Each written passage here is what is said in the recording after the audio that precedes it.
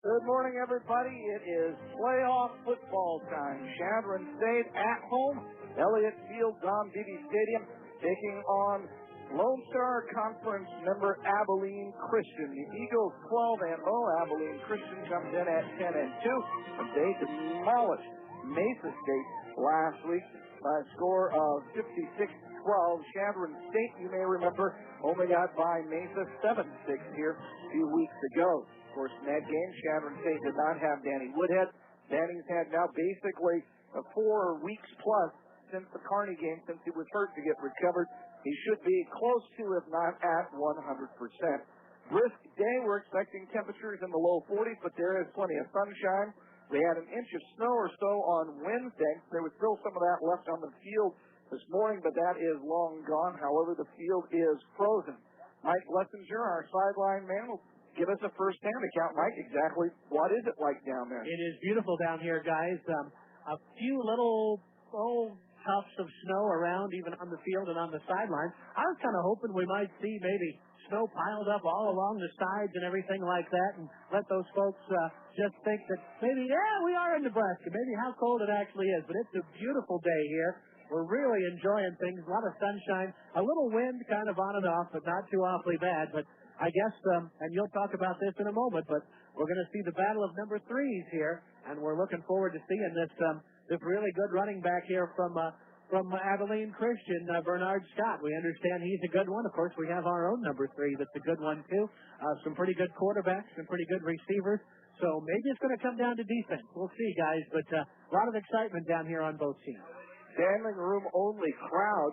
I came in about 9:15 to get set up. There were already 50 people waiting in line for tickets, which went on sale on site at 9:30. They opened the gates up at 10 o'clock, and about a third of the stadium was claimed for seats at that time. A lot of tailgating today. Just everybody really, really excited for this ball game. We've got one group of Abilene Christian fans off to the northwest. I don't know, Kerry Bailey here with me in the booth. What would you guess? If there's probably about 75 to 100 of them over there? Yeah, I would be hard-pressed to think that there's going to be more than 100 over there. But, yeah, definitely 50 to 100, somewhere around there. And, gosh, hats off to them for making the trip up here. That's a long drive. You were part of the first Chadron State College playoff team. How do you keep the emotions in check and just focus on playing football? Well, I mean, I think there's very little that the coaches are going to have to say to get the kids motivated. Unfortunately, I was never able to experience a playoff game at home. I think that's just that much more emotion because not only are you in the playoffs, you're at home. It's almost like another homecoming. I mean, you're hearing in the locker room. I remember how it is. You sit in the locker room and you're hearing people say, gosh, did you know that Russ Anderson or Chad Johnson or, some of these former players, that used to play here at Chadron State are back for the game. And, that's great motivation. People always want to perform well in front of their former players. So, I think it's, they played in high-stress games before. They know what it takes to play disciplined. They know what it's going to take to get a victory. And so I think it's just harnessing those emotions so that you can be jacked up and ready to play, but yet still carry out assignments and get the job done. Chadron State just 2-8 in postseason play, but they did get their first NCAA victory last year, beating another team from the Lone Star Conference, West Texas A&M, who today is playing at Northwest Missouri in the other regional semifinal. Mike Lessinger mentioned the outstanding tailback for Abilene Christian, and really one of the best in the country is Bernard Scott. Bernard led the nation in scoring this year as he put together 16.5 points per ball game, 30 rushing touchdowns, another 3 through the air. They also feature the best offensive line in the sense that it gave up fewer sacks than anyone else. Scott also fifth in the country in all-purpose yards, while quarterback Billy Malone sixth in passing efficiency, 10th in total passing. By the way, Bernard Scott fifth in the country in rushing. Danny Woodhead missed virtually 3 full games, plus only played half of last week and set out most of a half of another ball game. Danny still wound up 9th in the country in rushing and also still wound up 6th in the country in scoring at 12.7 points per ball game. Joe McLean has, and his 2 backups, Zach Zamstra, And Garrett Puffer has Chadron State ranked high nationally in turnovers, that is passes intercepted, fourth in the country in fewest number of passes intercepted. Two very good offenses. Eagles ranked 35th in total offense. Abilene Christian ranked third. Abilene Christian 104th in team at total defense. It's giving up 400 yards a ball game, but it's kind of understandable with the offenses in their conference. Eagles ranked 12th nationally in total defense, third in scoring defense, 25th in scoring offense. Eagles averaging 36.3 points, giving up 8.5. Abilene Christian coming in ranked second in scoring at 47.2, 76th in scoring defense at 26.2. Talk with Chadron State head coach Bill O'Boyle. We had last week as a bye week. How did you change the usual schedule for the team to take advantage of that time off? Well, this week being Thanksgiving break, we were lucky enough to spend a little bit more time with the kids throughout the day, whether it be film work or in the weight room or just basically more grease board work where we're going through fronts and assignments. So it's been a very good week for us. It's a lot like our fall camp, where we have them all day. We practice, we meet, we eat, and then we go through the same thing over and over until the evening. So it's been a good week for us. And you said last week, last time we talked, that because Chadron State had already played Mesa, you were going to be able to start breaking down film on Abilene Christian, not knowing who would win or lose. How much of a head start did that give you then when you brought the players in and actually started working with them on the game plan? Well, I know last week we went through their general fronts, and Coach Howard went through their basic formations and what they did and what their best plays were. It was more kind of a general deal, just going through just an overall look at the program. And now this week it's more specialized. We're looking at a lot more blitzes, a lot more offensively. We're looking at certain defensive fronts that they run that they have certain tendencies of how much they're going to blitz out of them, and it's more of a breakdown week for us. So we had a little bit more time, obviously, with 2 weeks to kind of prepare for these guys. So it's been great for us. We haven't had a lot of contact until this week. We had two good contact days this week. Last week we really pulled back on them. So kind of heal up those little bumps and bruises. Statistically, Abilene Christian's a very scary team, and I know a lot of Chadron State fans are a little more concerned now after seeing what they did to a very good defense of Mesa State last week. Well, Mesa didn't play well. I know talking to Coach Romano, they didn't play as well as they expected, and you see that on film. If they'd went down there and played the way they did against us and the rest of their season, it'd have been a whole different story. So, you're going to have some down games, but against a team like Abilene Christian, you make a mistake, they're going to put some points on the board. So, and that's what we got to go out today and just really be mistake-free, take care of the ball, and be physical as we've ever been. Danny's back, and Richard Schmott's back on offense. I know Austin Bailey's shoulder on defense is a lot better. So, and our guys know this is it. You're either winning the game or you're out of it for the rest of the season. So now our backs against the wall, so we understand what this game means today. Well, they have an excellent quarterback. They have a Harlan Hill finalist tailback. But you've always said that an offense really begins with the offensive line. They've got a tremendous one. They led the country in fewest sacks allowed this year. Well, their quarterback has a very quick release, and by the time you get to him, the ball's out of his hand. So, that has a lot to do with this. Looking at their defenses in their league and just visiting with Coach Howard, not a lot of teams in that league really put a lot of pressure on people. They don't bring a lot of stunts. They don't blitz a lot. So there are certain things that we do in our league, in the RMAC, that are a little bit different than the Lone Star. The Lone Star, your average offensive lineman is probably 6'4", 290, 300 pounds, and they have a couple kids that are bigger than that today. So, it's just a matter of getting around these guys and getting to the quarterback a little bit more. Seems like Abilene Christian has more of a balanced offense than what Texas A&M did last year, which really seemed to depend more on the pass. Well, again, the excellent running back. The kid just about has 1,900 yards rushing the ball, and a very explosive, very fast kid. He can hurt you anywhere on the field. So he's a lot like Danny. Offensively, they're going to be able to throw the ball also. They have 3 or 4 receivers that no doubt are the best we've seen all year, besides a few in our league. But, again, it's a very balanced, very potent offense. cold temperature, but not awful. Probably be in the 40s, sunshine, but the field is frozen. We couldn't have it any better. The only thing I can ask for is about 15 inches of snow right now. So, I'm hoping the colder the better for this game. What's it going to take to get the win? We just got to take control of what we do best, and I think ball control for us on offense is going to be big. Keeping that offense off the field, Abilene Christian off the field offensively is a huge key.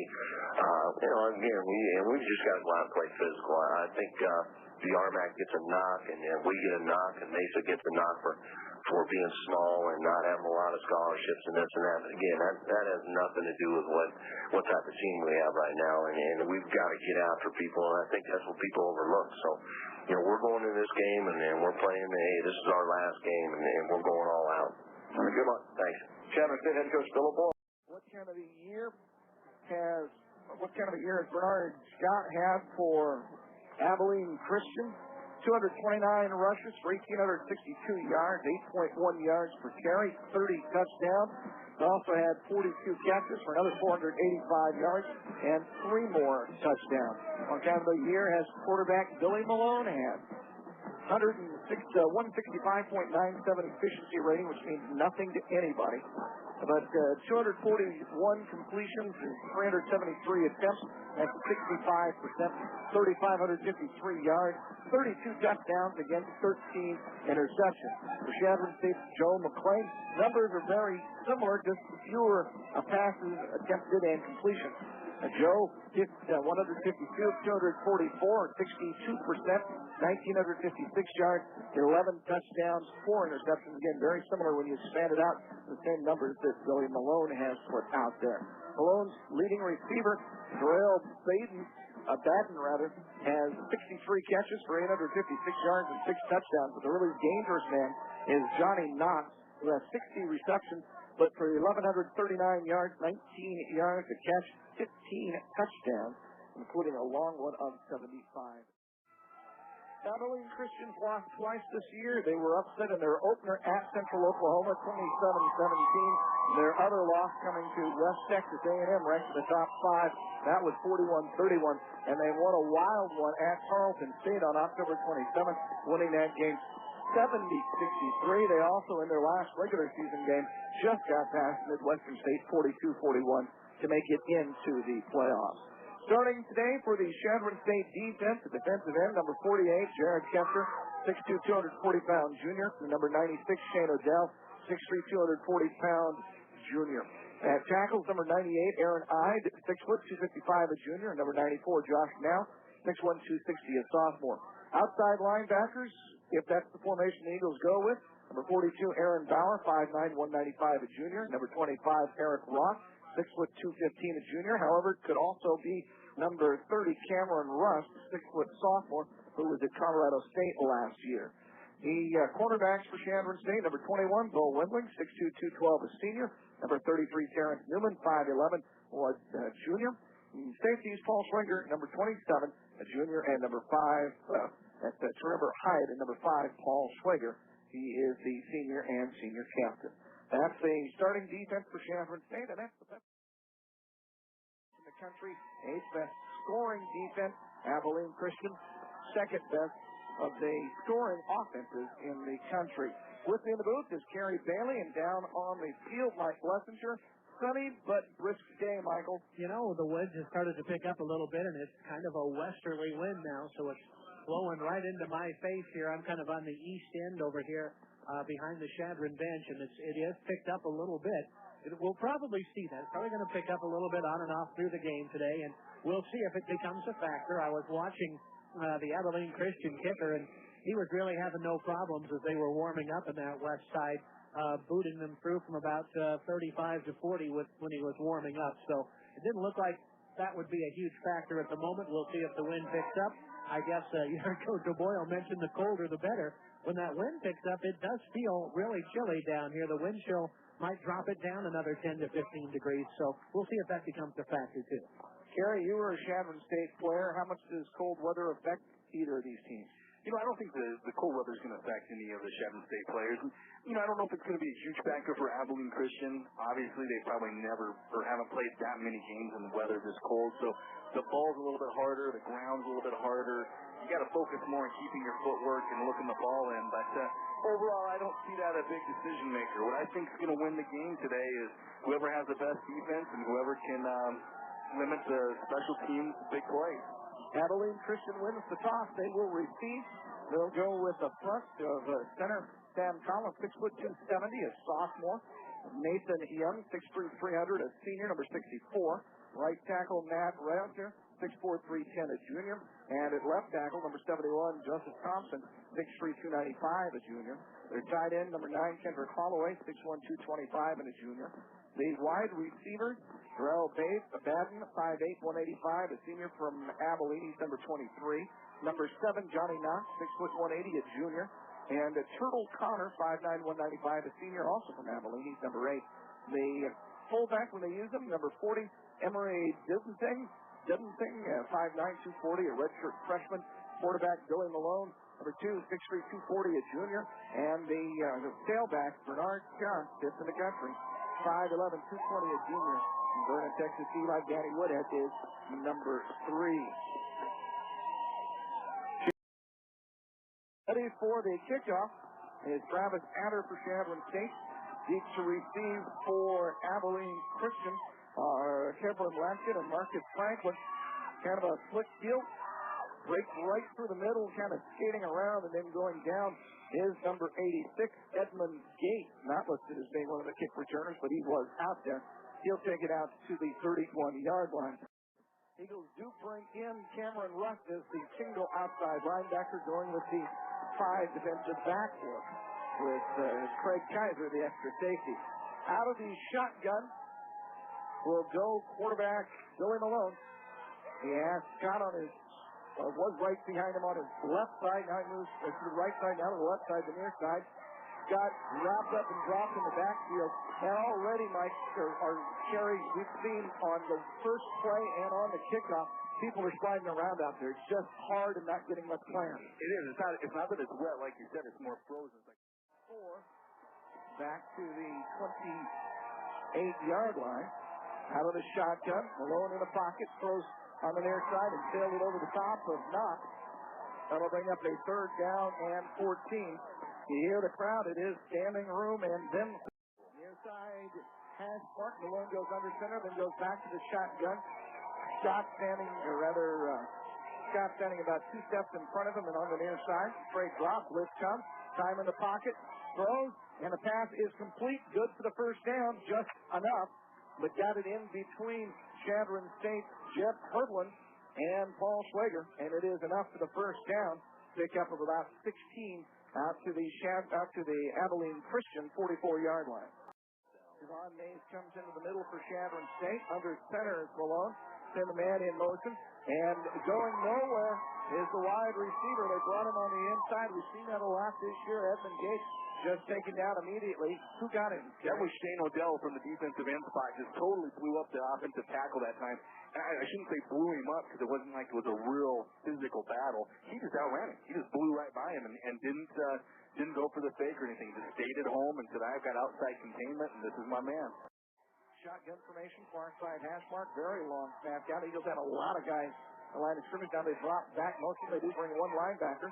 Pass is complete across the middle, and that'll be up very close to the first down to Turtle Connor, the 5'9" senior from Abilene. Close enough they're going to stop the clock and look at the marker. I'll tell you what, Jeb Herdlin, I mean, he's going to have to... And it is a first down. It is a first down, okay. Wide receivers on the far side. Tight end on that side. I formation behind Malone. Now he's calling something over to his wide receivers. Brings one of them in motion. Up the middle. Goes Scott, big hole. He could be gone. He is gone. He got a block downfield by one of his offensive linemen, and that was all the hole he needed. Number 60. Still can't pick up the number of the guy that gave the block. Number 64, I believe it is. Nathan Young, big 300-pounder, took out one linebacker, and Scott just blistered in for the touchdown from 46 yards. And that certainly quiets the Shadron. Waiting for the snap. It's down, placement's up, and the kick is up, and it is good. Deep to return on the near side is Brandon Harrington, and on the other side is Jeff Hurdle. And Hurdle, I mean, what an exciting day for him. True freshman, and then gets the start in their first playoff game. That's a huge gut check. Adams will kick off right from the middle of the field on the 30-yard line.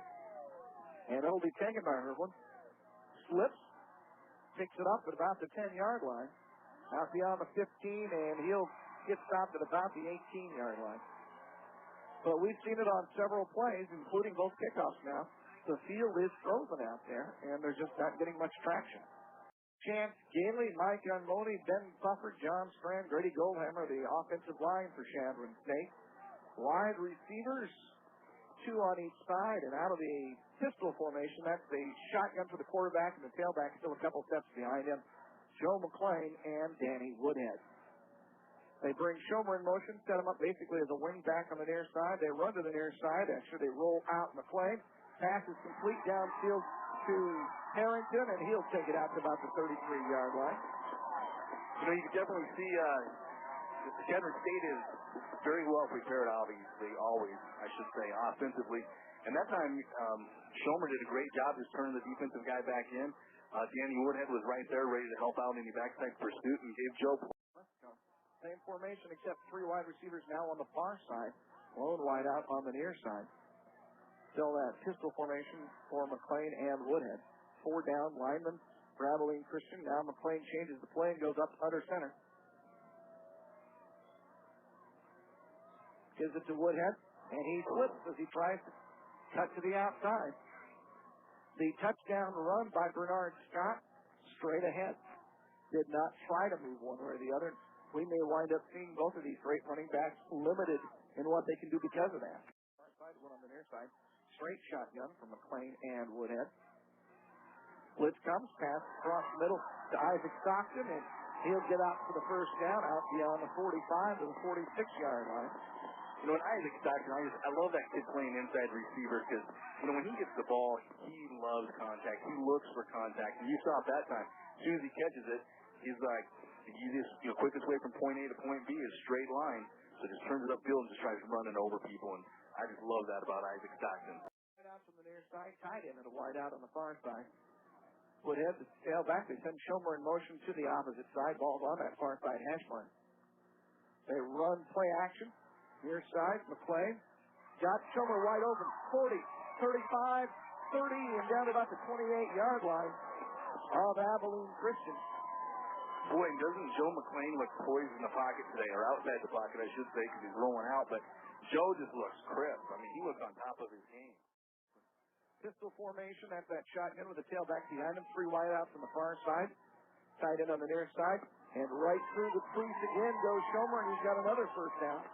Takes it inside the 20 to about the 18-yard line. Plane goes up under center. 3 wide outs on the near side, which is now the wide side. Stopped in the tight end on the far side. Long snap count for McClain. Now he's going to adjust the play. Puts Schomer in motion. Brings him back. He's basically a fullback now. They run the counter to Woodhead. Follows his blocking and then explodes for just, I think, enough for the first down. No, they're going to think, whoa. They're going to give him again. Say he went out of bounds just before the first down marker. So Danny Woodhead, 2 carries for no yards. Third and inches, and he got 300 and 270 in the middle on that defensive line. The Eagles do run the quarterback sneak, and there's a big hole for McClain. He just kind of jumps forward, and he'll pick up most of 2, almost 3 yards on the dive. Picks up the first down. Nobody looks to be coming besides just the 4-down lineman, though. Quarterback draw, and the interior kind of collapses on him, and number 33, Fred Thompson, makes the tackle. All right, so gets back to the line of scrimmage. Fred Thompson's listed as a linebacker and defensive end, playing defensive end that time. Now they bring a couple linebackers up. Eagles back into single back formation, double tight end. Play action. Pressure comes. Throws it on the near side to Stockton. And a nice open field tackle by number 20, Tony Harp. Harp is the free safety, the second leading tackler. With 82, middle linebacker Cody Stutt is their leading tackler. They bring in Butch Cassidy as the fullback. It's the rifle formation. That's the shotgun eye. Joe Blitzer, the linebacker on the near side. Roll behind Woodhead. He's got Stockton wide open on the far side, and a great diving catch by Isaac Stockton. That's still a terrible spot. I think he got the first down, but he was a yard. Yeah, it looked like he went sliding out of bounds at the 5, and they're going to mark it at just shy of the 6, but it's enough for the first down. Yeah, first down, which is fine. But if Joe's pass had been on target, Isaac Stockton was going to take that in, but it was a great lay-down, flat-out catch. A dive to make that catch. Woodhead has had trouble getting his footing the 2 times he's carried the football. They bring Schomer in motion, set him up as a wing back on the near side. Woodhead right ahead, slices through, and he's got about 5. Yeah, looks like they're going to spot him down at about the 2, I believe. Second and goal. Mike, you got a better look than we do. What is the spot line? Yeah, it's right on the 3, just maybe the nose of the football over the extra point line. Okay. Woodhead stays the lone setback. Harrington goes wide to the far side. Ehlers to the near side. Tight ends with Schomer and Stockton. Now Stockton steps back. Ehlers steps on, goes in motion as a fullback. Woodhead right ahead, dives into the end zone. Nice little stutter step at about the 2. The defense open, and he didn't have to jump, but he did. He was going to make sure. And Woodhead's got the Eagles back within 1 on the 3-yard touchdown run. They again set up in that swinging gate and move back into the regular kick formation. Jace Doolin, the long snapper. A little low. McLean gets it down. Hatter gets it up and through. And Chadron State ties the ball game at deep to receive for Abilene Christian. On the near side, Cabron Lampkin, number 14, and on the far side, number 86, Edmund Gates. Kick is high and a little shallow. Gates comes up and takes it on about the 14, right up the middle, finds a crease, and breaks a couple of tackles, breaks about 4 tackles down the sideline, and it'll be up to Paul Schwager to stop him, and Schwager gets him, but not until he's inside the Chadron State 10-yard line. Well, that's what I commented on earlier. I don't think it's the field or the cold that's going to make or break this game. It's going to be defensively and not giving up the big special team play. And that time, a couple of broken tackles there by Edmund Gates.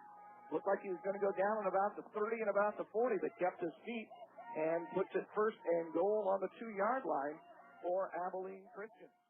My guess is Abilene Christian's going to come out and show off their number 3. You know, he's a great running back. Why not give him the ball? They also have the fullback, Emery Didenthing, out there. 5'9", 240. Everybody's bunched in tight. And they run Scott right up the middle, slides off to the near side, and he goes in almost untouched. I mean, he got through the crowd and went in. There was a couple people that hit him. Scanner's going to have to wrap up today. I mean, that's what I've seen on that kick return and a couple times on their big plays. They had him. They're hitting people. They're just not wrapping up and bringing them. In for the extra point try, Matt Adams. Waiting for the snap. Snap is good. Placement down, and the kick is up and good. 6:06 remaining in the first quarter. Abilene Christian back up on top, 14-7. Company. Kickoff comes to Harrington on the near side at the 15. Steps behind the wall, finds a bit of a crease, gets to the outside, 30, 40, 45, and will go down at the Chadron State 48-yard line. Solid kickoff return by Brandon Harrington. You know, that's a nice thing that I love about Chadron State football is they never give up. I mean, you can score 2 points on them within the first 30 or 2 touchdowns within the first 30 seconds. They're going to come out and get right in your face again. But I really think this is where Chadron has to say, okay, we've got to control the clock. We're going to control this ball game and force them to play our type of football. Woodhead on the near side, the short side of the field.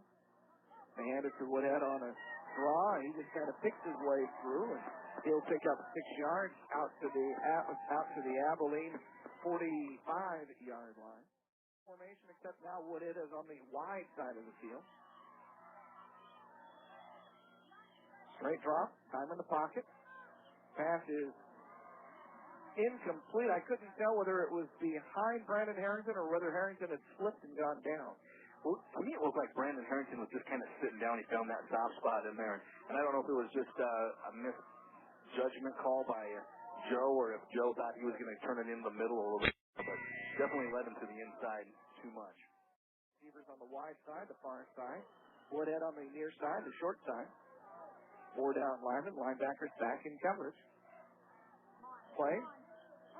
He's got Harrington wide open on the far side. Tackles pretty much immediately, but he's inside the 30 to about the 25-yard line. I don't know what happened to the defender on that side, but he wasn't anywhere near Brandon Harrington. I think Terry was right. I think it was the pattern that just he sold it so well that just got him open. Tyler Watson in replacing Harrington. They send Schomer in motion, put 3 receivers on the short side. Shovel pass to Woodhead, and except for, I think, as much a fortunate play as a good play by middle linebacker Cody Stutt, that might have broken because the pressure was just splitting to the outside. A little shovel pass hit Danny just right, but Stutt was right there and took him down. If Stutt isn't there, there's a lot of running room for Woodhead. Again, just the 4 down lineman looks to be coming. Time in the pocket. Throw on the near side, and it sailed on Joe. He had Schomer open. It wasn't going to be a very long pickup, I don't think, as E.J. Whitley, the defensive back, was coming up fast. 3:58 to go. First quarter, 14-7, Abilene Christian. Schomer goes in motion, comes back to the near side out of the double tight end look. Eagles have great protection. Pass is complete to Stockton. Breaks the tackle. Gets the block. And it is tripped up as he gets inside the 15. E.J. Whitley makes the tackle, but it's going to should be another first down for Chadron State. It looks like they're going to mark him down to the 11-yard line. It's going to be, yep, there we go, moving chain. Yeah, great pass that time, great catch by Isaac Stockton. And then Joel Schomer, I love that. As soon as Joel Schomer sees that Isaac secured the catch, he goes right after the next defender and just pancakes him. Linebackers come up. They run Woodhead right off tackle. He gets open, bounces forward, and he's near another first down. He's down somewhere around the 3 or 2-yard line, it looks like. Take what they'll give you. 2nd and 2 from the 3. Double tight end, wide outs on each side. Under center is McClain. Linebackers come up close. Give it to Woodhead, and he breaks 3 tackles and leaps into, more like skips into the end zone. I mean, it wasn't jumping to go over, just kind of getting up tight and broke the last tackle. Yep, just trying to get his legs untangled from the defender that time and busted it loose and 6 more points on the board. And so far, the 2 number 3s are matching each other in scores. Waiting for the snap from Doolin. Snap is good, placement's good, kick is up and good. Adder ready to kick off. Swing return then, or between their 5 and 10-yard line. High, comes up a little short to about the 16. Taken there by Marcus Franklin, and he flips trying to make a cut. He'll go down at the 40-yard line. Chase Raspy will be credited with the tackle, but basically Franklin took himself down. Eagles with 3 down linemen. Malone under center. Scott is the lone setback.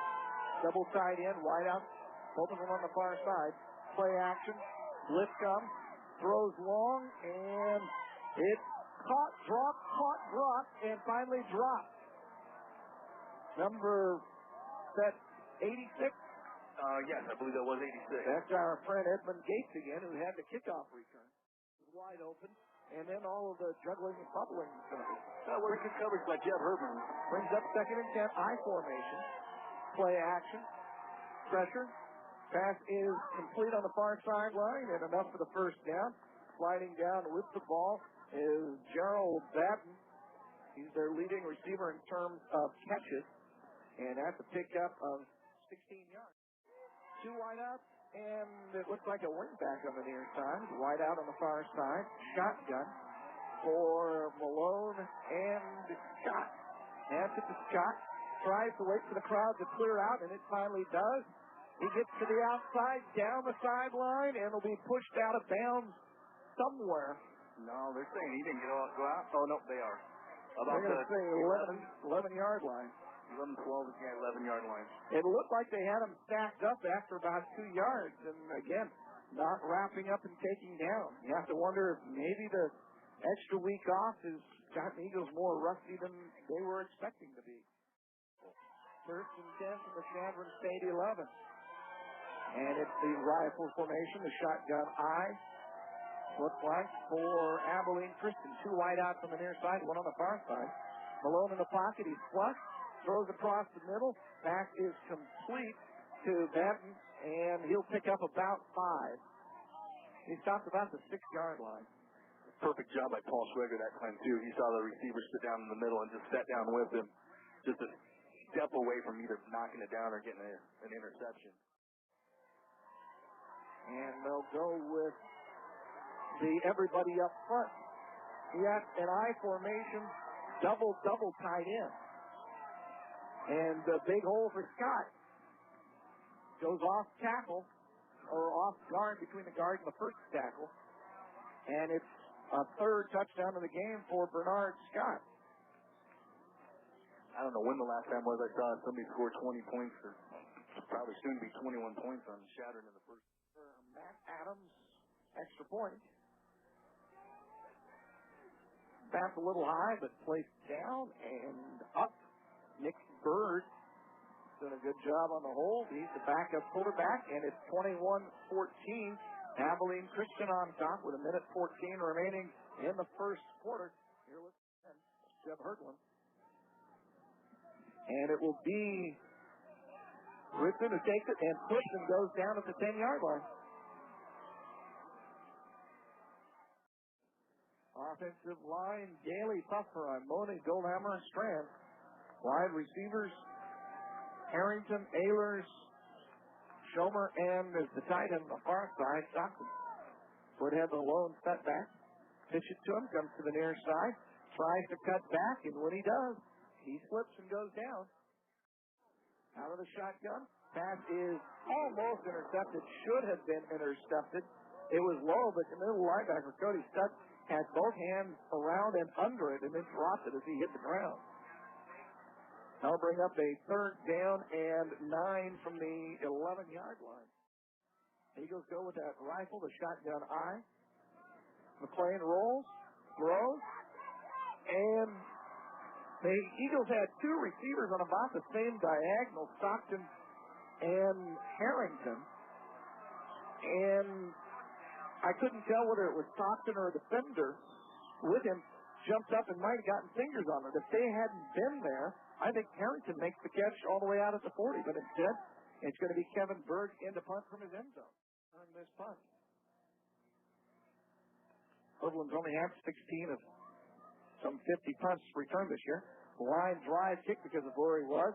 This one will be returned. There's some room for knock. That could be a block in the back. And the flag did go right down at the 39-yard line. I don't know that Trevor Hyatt was going to be able to make the tackle, but the block in the back just kind of made sure he wasn't going to get there. And it was it wasn't a cheap shot. It was just fairly blatant. I mean, it was very obvious that it was a block. He was a little late getting Duke Erdley in there into the middle.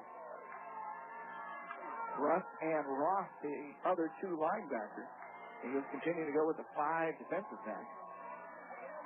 Shotgun for Malone and Scott. 2 wideouts on each side. Eagles show blitz. Now Malone steps up, directs traffic. He's still got 9 on the play clock. Eagles change the blitz look. They do bring the blitz. Good protection.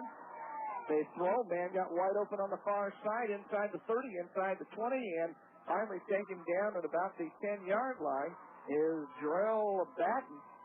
And again, it was like the Eagles just lost track of him on the sideline. It looked like if that was a linebacker or cornerback, whichever it was, thought they were giving up to a safety who wasn't there. They bring a man in motion. shotgun with running backs on each side. They bring Scott out of the backfield. Throws into the end zone and touchdown in part again because of the field. As Chadron State's Bo Windling saw the pass coming, but when he tried to adjust to it, his feet went out from underneath him. Well, the footing is an issue. Adams in for his fourth extra point attempt. 27-14. Ready for the snap. Placement down. Kick is up. And the kick is good with 14:54 remaining in the second quarter. Chadron State trails 28-14. Kickoff will be taken at the far 5-yard line between the numbers on the sideline. Harrington comes forward and will be tackled out about the 22-23-yard line. The Eagles have certainly had more trouble with the field footing today than Abilene Christian has, but I think that's just been more luck than anything else. Big momentum switcher, though, the last time, as John Ritson flipped on the kickoff, went down at the 10, but when the Eagles had to kick, that put Abilene Christian in good field position, and they made the most of it. Woodhead, a lone set back, double tied in, sent Ehlers in motion to the far side. Woodhead, straight up the middle, and stacked up pretty quickly.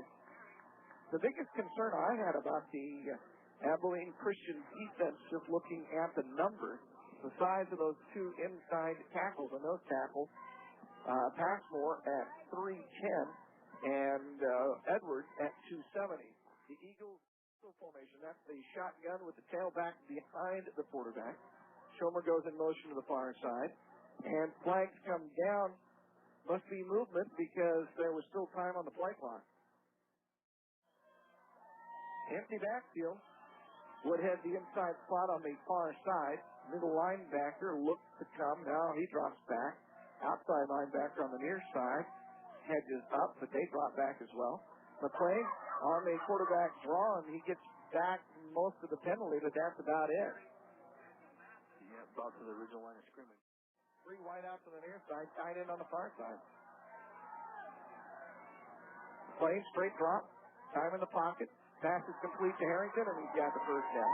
That is just great communication between McClain and Harrington, because you could see when Harrington turned it into the middle there, he was almost going to set down, and McClain was already about ready to release the ball to lead him, and then he just followed through with his route. So great communication that time. That's something that quarterbacks and receivers get after playing with each other for 2, 3, 4 years. McClain's having good numbers. No, you're right. Play action. McClain rolls, looks, run. Now he throws long. The ball hangs up. The receiver goes down. The pass is intercepted by Michael Diggs. I don't know that it would have been completed anyway, but if Trevor Watson doesn't slip and go down, he's at least in a position to probably knock the ball down or knock the defender down before the interception. But there's a couple times there I heard people in the stands yell too, and I was thinking it as well. Turn it upfield, Joe. First and 10, Abilene Christian. The Eagles have not stopped them after the first drive. Matter of fact, even during the first drive, just really haven't even slowed them down. High formation. Back now sets up on the near side. They give it to Scott. Flea flickers back to the quarterback, Malone. Eagles have got all kinds of defenders back there. Hyatt saw it, couldn't quite get turned, and again, Trevor Hyatt's feet kind of spinning as he tried to make the last move over to get to that ball. Spinning a little bit, but that time, at least Trevor Hyatt was in great field position, great coverage position that time. He didn't bite on the flea flicker. He wasn't the only one. Yeah, Bo Windling was doing a great job closing in on some ground there, and Jeb Herblin was right there as well, so great heads-up play by the secondary, not to let those trick plays get to you. Rafty. They give it to Scott. And great. He can't get anywhere with the hesitation move. Kester and Josh Naus combined to make the tackle. One on the near side. Secondary has to find the sticks here, find where the first down marker is. Shotgun. Below, straight drop. Time in the pocket. And pass is complete. Enough for the first down. Is taking it and going out of bounds is again Drell Batten. I formation behind Malone. Double tight end. Or take that back tight end, the wide out on the far side. Wide out on the near side. Straight drop. Malone dumps short. Scott has Bauer slipped. Scott tries to tippy-toe down the sideline. They're going to say he went out of bounds at the 30, but that's another 17-yard pickup and a first down. So I say the Eagles have had more trouble with the field today than has Abilene Christian. Center field's definitely getting tore up. You can tell it's starting to thin out or thaw out a little bit and get muddy. High formation. They move the tight end from the far side to the near side, the wide side. Now they send the wide receiver in motion to the far side. They give it to Scott. He flips and will be stopped for maybe, he might get back to the line of scrimmage, might be a little shy. Wide receiver package now in two on each side. Malone goes up to the line, makes the call, and comes back to the shotgun position. Scott on the near side, the wide side of the field. Straight drop, time in the pocket. Now the pocket collapses, and he is back. Absolutely. You know, and that's something Abilene Christian has not gave up a lot of sacks. And the 10 all, it's either 8 or 10 all year. Yeah, I know. I don't know what the number is, but I knew they hadn't given up a ton. You know, that's what's shattering is as long as the kids don't hang their heads and they're still enthusiastic and still playing hard, you're going to make big plays happen. Three wide outs on the near side, the wide side, one out on the far side. Ball is on the far side, has one. Malone making the play call. Straight drop. The Eagles bring the blitz. Pass across the middle, and the receiver had no idea it was coming. That was Johnny Knox. Okay. And the ball almost hit him in the ankle. Kelly into punt for the first time. He's averaging just about 38 yards a kick.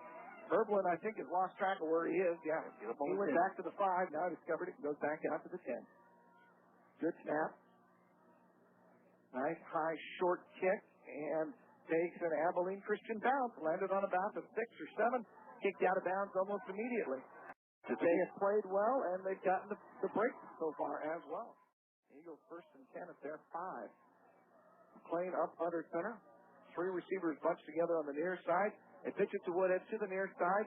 And as he tries to cut back, slips, stays on his feet, knocks down, but the knock actually knocks him forward 2 or 3 yards. That's going to be real close to a first down. Well, the head linesman comes out, and does put it right down on the 15-yard line. Oh, they gave it to him first and 10. And I thought it was going to be marked down around the 13. Same formation, but with the 3 receivers bunched on the far side, the wide side of the field. The Eagles run it to Woodhead, back side again. He gets kind of lost in the crowd, and he'll pick up another 5 or 6 yards. Looks like it's out to about the 21. Yep. That'll bring up a second down and 5. Second down and 5 for Chadron State. Eagles bring 3 receivers, bunched to the near side. Same formation, third straight play, just keep flip-flopping. The linebacker goes into the neutral zone. Woodhead keeps it going, and he'll pick up about 8 yards. Cody Stutz was trying to time the play. He ran into the slick ground that time. You could see him trying to plant his feet and backpedal, and he just kept sliding into the neutral zone. 3 receivers bunched on the near side, the short side of the field. Now they flip-flop to the far side. Lee Stockton is alone set out there, right? Actually, I guess that's Taylor alone wide out on the near side. They're going to call, I think, Isaac Stockton for a flinch. Shotgun for McLean and Woodhead. 2 wide outs on each side. 4 down linemen. No indication of any blitz. Play action, quarterback draw, and a nice job by number 95, Bryson Lewis, a redshirt freshman, to grab McLean as he goes past the line of scrimmage. That'll stop Joe for about call it maybe a 2-yard gain. Second, McLean goes under center. Linebackers up close, but they don't look to be showing blitz.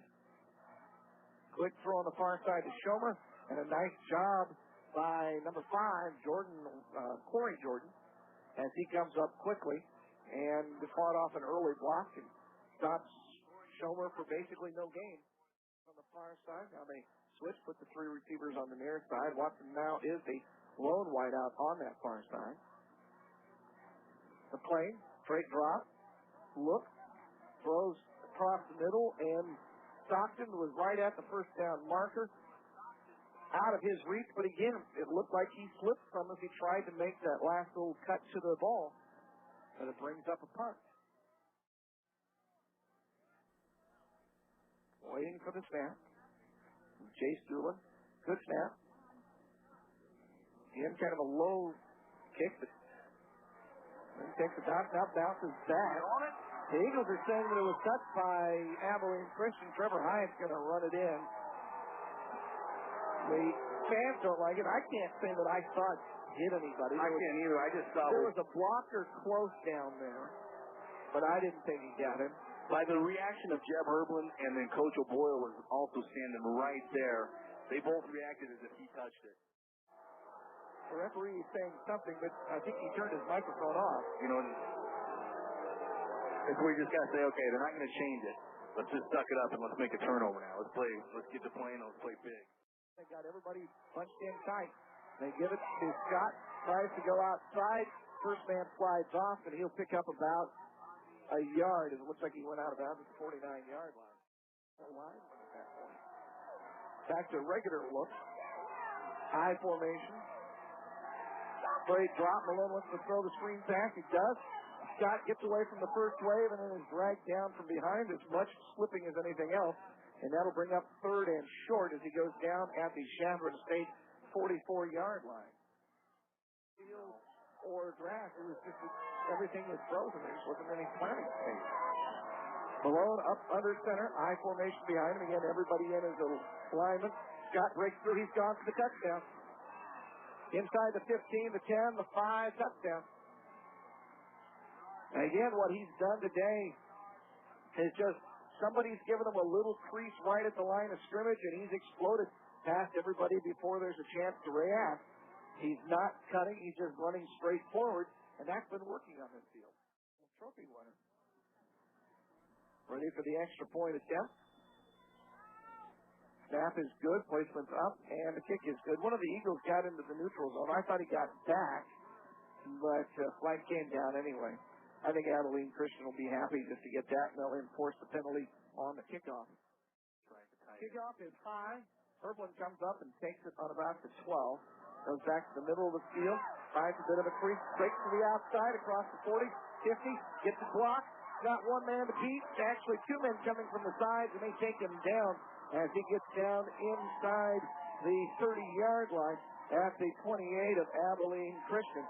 Big kickoff return for Jeff Herblin. I'll tell you what, he has been a spark today. A true freshman gets the nod to get the start in the playoff game, and he's just done a great job. Woodhead, the lone setback, playing under center. Two wideouts on the near side, tied in and a wideout on the far side. Play action. Got an open man. Now it covers goes. Defender slipped. Schomer slipped out of bounds. Kerry thought that if Schomer hadn't slipped, he was going to be able to turn it up and go, but no, he was already on the sideline. He was actually, I think, out of bounds when he slipped.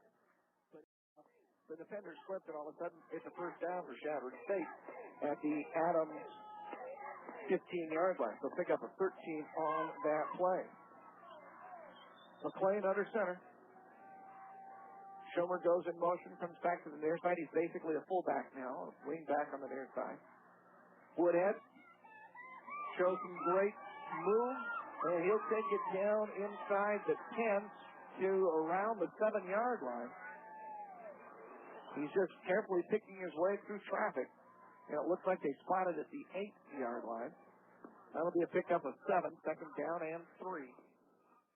Within 2 touchdowns here, and you score on your first drive, and it's back to a ball game. Absolutely.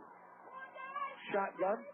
3 receivers on the near side. Woodhead also on the near side, the wide side of the field. They roll McLean to the near side, and the option play loses a couple. He's back down to the 10. So that'll bring up a third down and 5. There was just nowhere for that one to go. The defense side, 3 receivers on the near side, all right in the middle of the field. Pitch to Woodhead. turns the corner, lowers his head, and he's down to the 5. That should be just about enough for the first down. Fisher should say okay. First and goal for the Eagles on the 5. 3 wide receivers punched on the far side. They pitch. They run Woodhead to that side. He cuts back against the grain. Hit it about the 1. Drives his feet forward. And they're going to say he stopped at actually the 2-yard line. That'll bring up a second and goal from about. Have been great this year coming out in the second half and making some tremendous adjustments and played great ball in the second half. McLean again under center. They switch the receivers, put the 3 bunch together on the near side. Woodhead gets in the backfield and drops for probably about a yard loss. Bring up third and goal from about the 3-yard line. A break huddle with Cassidy. They'll run the shotgun eye, the rifle formation. Ball on the far side, hash mark. Cassidy goes in motion to the near side, the wide side. They run the option to the far side, pitch it to Woodhead, and he's going to be buried down on about the 2. That'll bring up a 4th and goal. The Eagles basically have to go for it. You're down 3 touchdowns. The field goal's not really going to do you. Field goal, good. Yeah, field goal is just. Well, 4th and goal from the 2. Crowds on their feet. Gut check time now. Harrington wide out on the near side. Slotted on the near side is Stockton.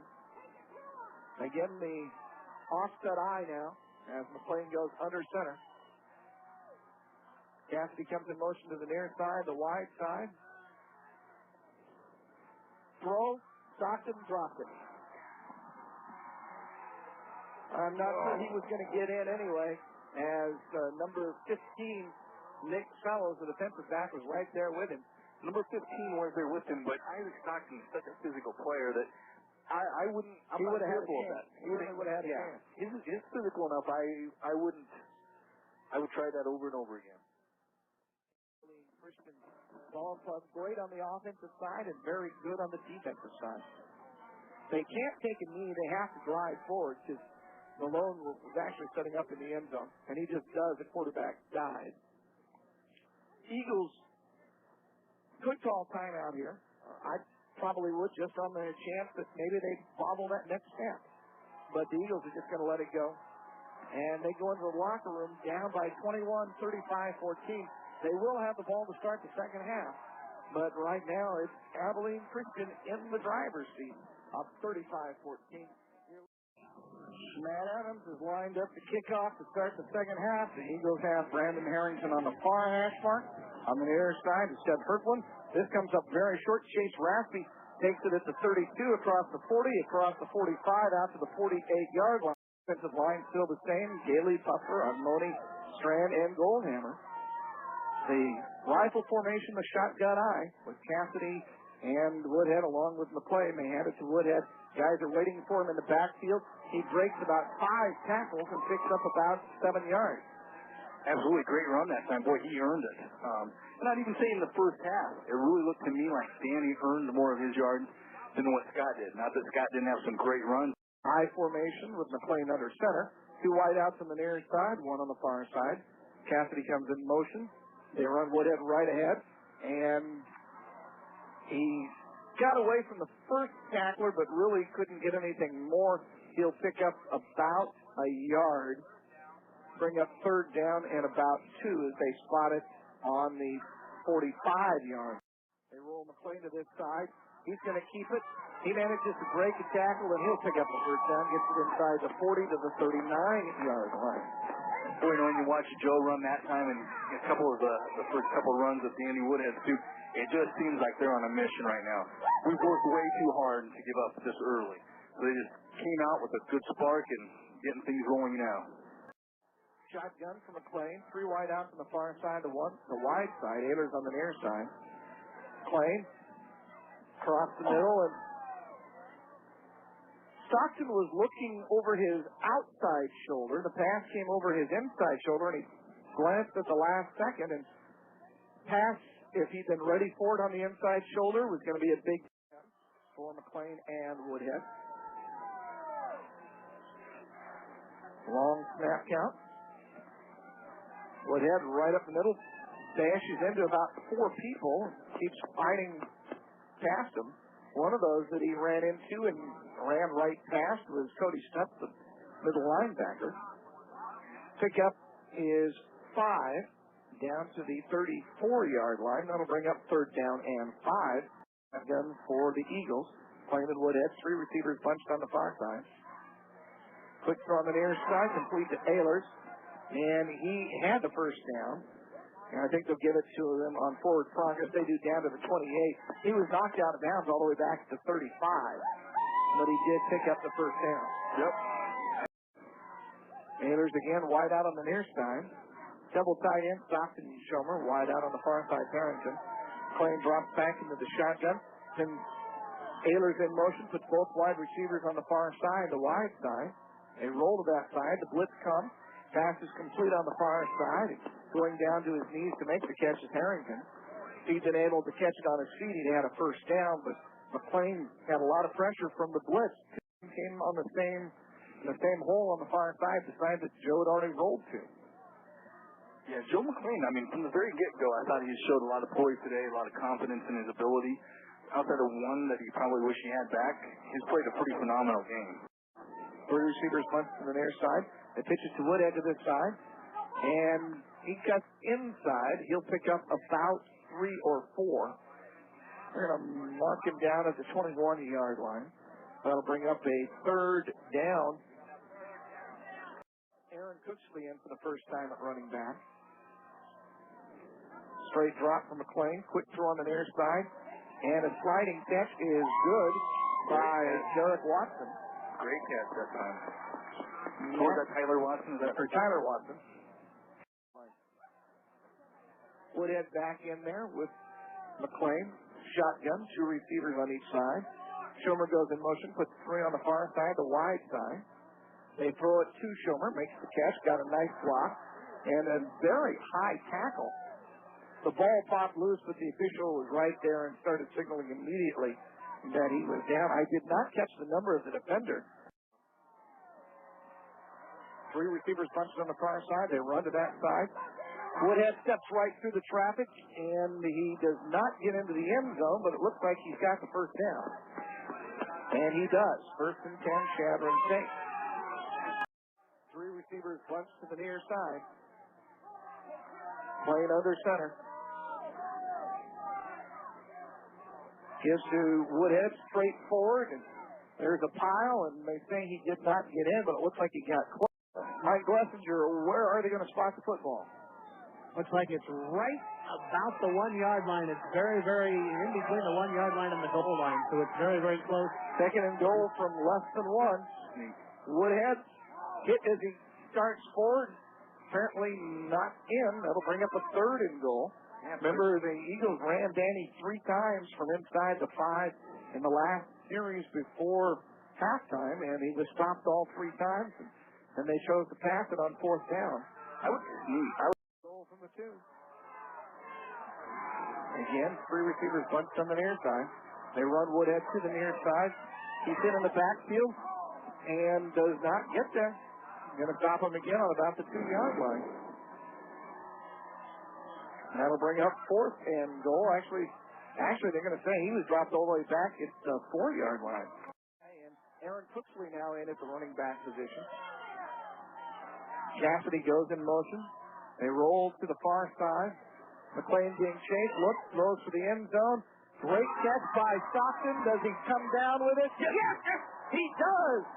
Isaac Stockton gets it down right in the corner of the end zone. He just out-leaped everybody, guys. John, you said it a million times. Isaac Stockton has tremendous athletic ability. I think he's really the type of kid that you could put at running back, wide receiver, defensive side of the ball. You could play him in a lot of different positions. Well, it gets the Eagles back within 2 touchdowns, but makes that last drive of the first half that much more frustrating to the Eagles. They'd be within a touchdown if they'd scored that time. Yep. Travis Adder to try the extra point. Snap's good. Placement's good. Kick is awful. And is one of those with Christian just running out the score.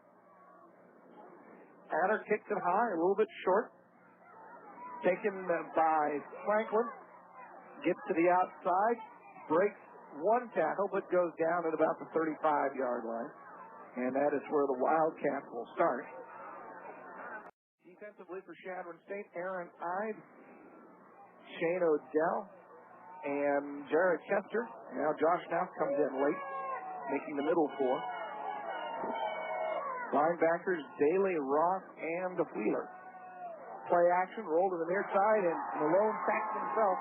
He's put down at the 25-yard line.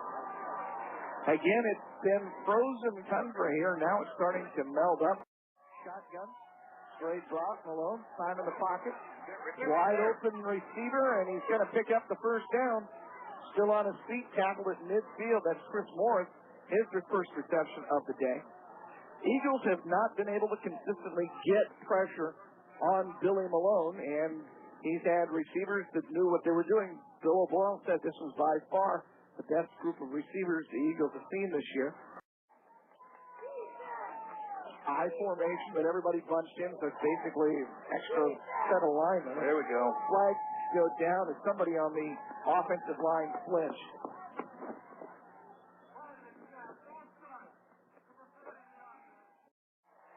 Malone go up under center. First and 15. Two wide out to the near side. One on the far side. He comes in motion to the near side. And now Malone's going to take a timeout. Didn't like what he saw. High formation, wide out, one on the far side, two on the near side. They send Knox in motion, straight drop. Dump pass on the near side. If Scotty gets some blocks, he's got some hole. He could be gone all the way. Nope. Right. Yep. As Hyatt tried for a collar tackle, couldn't get it, and that is another touchdown for Bernard Scott, as he takes it in 55 yards on the touchdown pass. At least I think it was a pass. He was deep enough that that almost might have been a lateral, but I think the pass did go forward. He got two nice blocks near the line of scrimmage that outran most of the Eagles, and then when Hyatt couldn't pull that tackle down, he goes in the last 15 yards for the score. Today, Abilene Christian's making him do it. Ready for the snap on the extra point. It's placed good. Kick is up, and it is good. 5:06 remaining. Another quick touchdown drive for Abilene Christian, and they go up 42-20. Here, And a kickoff for a touch. And then they got to the 2-yard line. Kickoff comes short, taken by Trevor Hyde at the 20, out beyond the 30. Wiggins his way down the sideline. He'll go out of bounds about the 35-yard line. So the Eagles again in not bad field position, but they're at the point now, getting close to the fourth quarter. How much can you afford to continue to grind it out with 7-minute touchdown drives when you're down 3 scores? Give it to Woodhead. Little crease open, pops to the outside. Cuts inside, and he's grabbed around the collar and pulled down by number 50, Mike Kern. If Kern doesn't get him, he's gone. Longest run of the day by quite a bit for Dan this year. Lone setback is Hegg. They run the counter, and that just does not develop very good. Had to look, couldn't decide if it was Hegg or Cooksley, and it was actually Cooksley. 22, not 32. So I'll say he picked up a gain of 1 down to the 40-yard line, second and 9. Now they flip-flop. Taylor's is the lone wide out on the near side. Long snap count, straight drop from the plane. Lots of time in the pocket. Now he's flush. Now look, throws. He's got Ayler. It's underthrown and intercepted at about the 3-yard line by number 20. I thought it was 21. Number 20, actually. That is Tony Hart.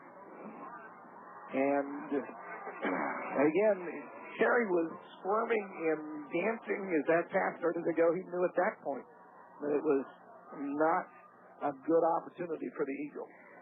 Nope, sometimes you just have to eat it and throw it out of bounds. You know, trying to force something, trying to make something happen 9 times out of 10 is a bad decision. I think they're 32-yard line. Malone under center in the I formation. Gives to Scott. He's got a hole, gets out to the 10. Zach Wheeler makes the tackle, but it's a pickup of 6, and he was a Zach Wheeler tackle away from another touchdown. You're absolutely right. I mean, there wasn't a hole initially, but he was just real patient and let something happen. And you're right, Zach Wheeler doesn't make that when you're up to the races again, and so far he's won every race. Xavier Orman, the running back we saw last year at Northwest Missouri, was a very good running back, but not in the class of Scott. Scott is running as good as Danny Woodhead did at his best last year. Second down and 3 from the 10. He gets it again. Skates through traffic, breaks loose, he's gone. That's a touchdown. Eagles had him in a pile, lost him, and he's fast enough that they're not going to catch him. Paul Schwager's chasing, and Scott slows down, but goes in. That is a 90-yard touchdown run by Scott. And he is making a strong case for the Harlan Hill Trophy. Got a flag down in the end zone, guys, but I think we're going to see a little taunting here. Yeah, I'm pretty sure it's unsportsmanlike conduct. Showboat. And once he's gotten past that crowd, there just haven't been any other Eagles back there. I mean, that time he was a good almost 15 yards before any of the defensive backs saw that he was out of the grasp. There was no chance for Schwager to come down and pick him up. Ready for the extra point kick.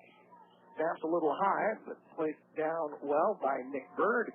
And that makes it 48-49 to 20.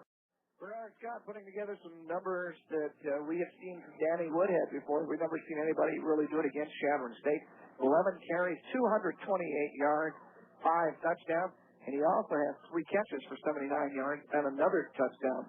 39 touchdowns on the season, and if I follow the numbers from last year correctly, that is a new NCAA Division II record. And I think it's actually an all-division record.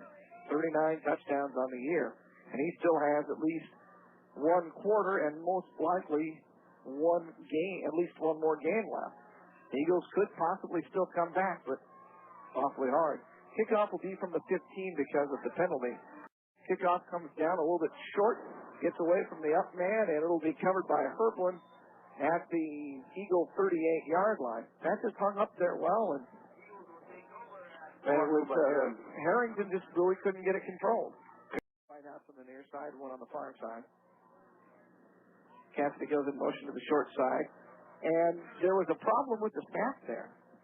It looked like Chance Gailey was about a beat behind what his teammates on the offensive line thought was going to be the snap count. Again, the I formation. Woodhead to the outside, far side, and hit as he gets just past the line of scrimmage. I think it was Nick Fellows knocked him off balance, and Danny will pick up the penalty, but that's about it. It'll be second down and 10. Down and 10 from the Chadron State 38-yard line. And it again, Woodhead tripped up from behind. He'll pick up about another 7 yards. Get out to the 45. They'll bring up a third down and 3. Empty backfield. Woodhead is the slot on the near side. McLean runs the quarterback draw. Doesn't get a lot, but he's got 5 yards. Yep. And the first down. Stop the clock to move the chains with 1:14 in the third quarter. Shotgun. 2 wideouts on the near side. Tied in and a wideout on the far side. All right at midfield. Playing straight drop. Nobody found Stockton coming out of the flat across the 40. He challenges a couple of tacklers, takes it down to about the 36-yard line of Abilene Christian. Abilene Christian definitely got away with the hold that time as Joel Schomer was going to run the crossing route. And he had a step on I don't know if it was a linebacker or defensive back, and then just grabbed his jersey and about drug him to the ground. The pistol formation, that's the shotgun with the tailback a couple steps behind the quarterback. 4 down linemen. Quick throw near side to Schomer. Another nice block this time by Ayler. And that's going to be most of the first down yardage. Yep. Real close. Solid second down. Looks like it'll probably be about a yard from where they're standing. It looks like they're standing at the 27. Receivers on the far side, the wide side with the ball on the near side hash line. Shotgun from McLean and Woodhead. McLean, pump fake. Goes for the end zone, underthrows, and is intercepted. And again, that is Tony Hart who makes the interception. Harrington was open at first, and Joe led him into the end zone. He was probably going to make the catch, but underthrew it, and it's intercepted at the 10. And they ran that play earlier today where Brandon Harrington just found the kind of the sit-down spot, and Joe just threw it in between the two defenders. That time it was just an underthrown ball. Straight drop, Malone throws it on the near side, and broken up by Paul Schwager. Broken up nicely by Paul Schwager, and I'm sure if you run that one again, Paul Schwager could have probably came up with the interception. Bringing down and 10, Malone under center. Moves the tight end to the far side. Brings the fullback in motion to the near side. They run Scott right up the middle, and this time there is no room. You know, except for the short touchdown run, Scott has either been an all-or-nothing runner. He's either picked up 20 or more, or he's been stopped for nothing or losses. You're exactly right. But unfortunately, the Eagles haven't had enough of those. 1 quarter probably left in the Eagles season. They trail by 29-49. Billy Malone, 11 of 16, 219 yards and 2 touchdowns. Joe McClain, 19 of 29, 180 yards, 1 touchdown, but 3 big interceptions. Danny Wood had 28 carries, 123 yards, and 2 touchdowns. Abilene Christian on 3rd and 12 from their 9. 3 wide receivers on the far side, 1 on the near side. Out of the shotgun, Malone. Scott with him on the near side, the short side. Eagles show blitz. They bring the blitz. Passes across the middle, complete. No, dropped by Johnny Knox. Knocked to the ground after he loses the ball by Bo Windling, but Knox would like that one back. He was out at the 30. He wasn't going to get any farther than that, but it was in his open space. Short, high kick. Lands on the 35 and takes a bounce for Abilene Christian and rolls another 10 yards. So it winds up being a 36-yard punt with no return. 26 on the fly and another 10 on the roll. Eagles in good field position, but that hasn't meant anything so far. No, I think that's where Joe McClain just has to say, just block it out. Say, okay, we're down. We have nothing to lose right now. We just got to play from here on out, and we got to play hard. So don't try to think too much. Just play and react. And that's when, Danny and Joe play the best, is when they just don't think and just react. 2 wideouts on the far side, tied into the wideout on the near side. McClain and Woodhead out of the shotgun. 4 down linemen. Linebackers actually come on a blitz. McClain across the middle was behind Stockton. Stockton was wide open on the hash mark at the 25. Joe McClain puts it right to him, and that's an easy touchdown, but instead it was about a step or so behind him. Under center goes McClain. 3 wideouts on the far side, 1 on the near side. Woodhead the lone setback. 3-step drop. Finds Stockton across the middle this time. He jumps over 1 tackler. Hang on to the ball. And a nice job of hanging onto the ball because number 50, Mike Kern, specifically tried to knock that ball loose, and I think Kern hurt himself doing so. Yeah, absolutely. I mean, you could tell he was trying to come up on Isaac Stockton from behind, and he had no intention of going for the tackle. He was totally looking for the strip that time. McClain and Woodhead. And they bring man in motion. Straight drop for McClain.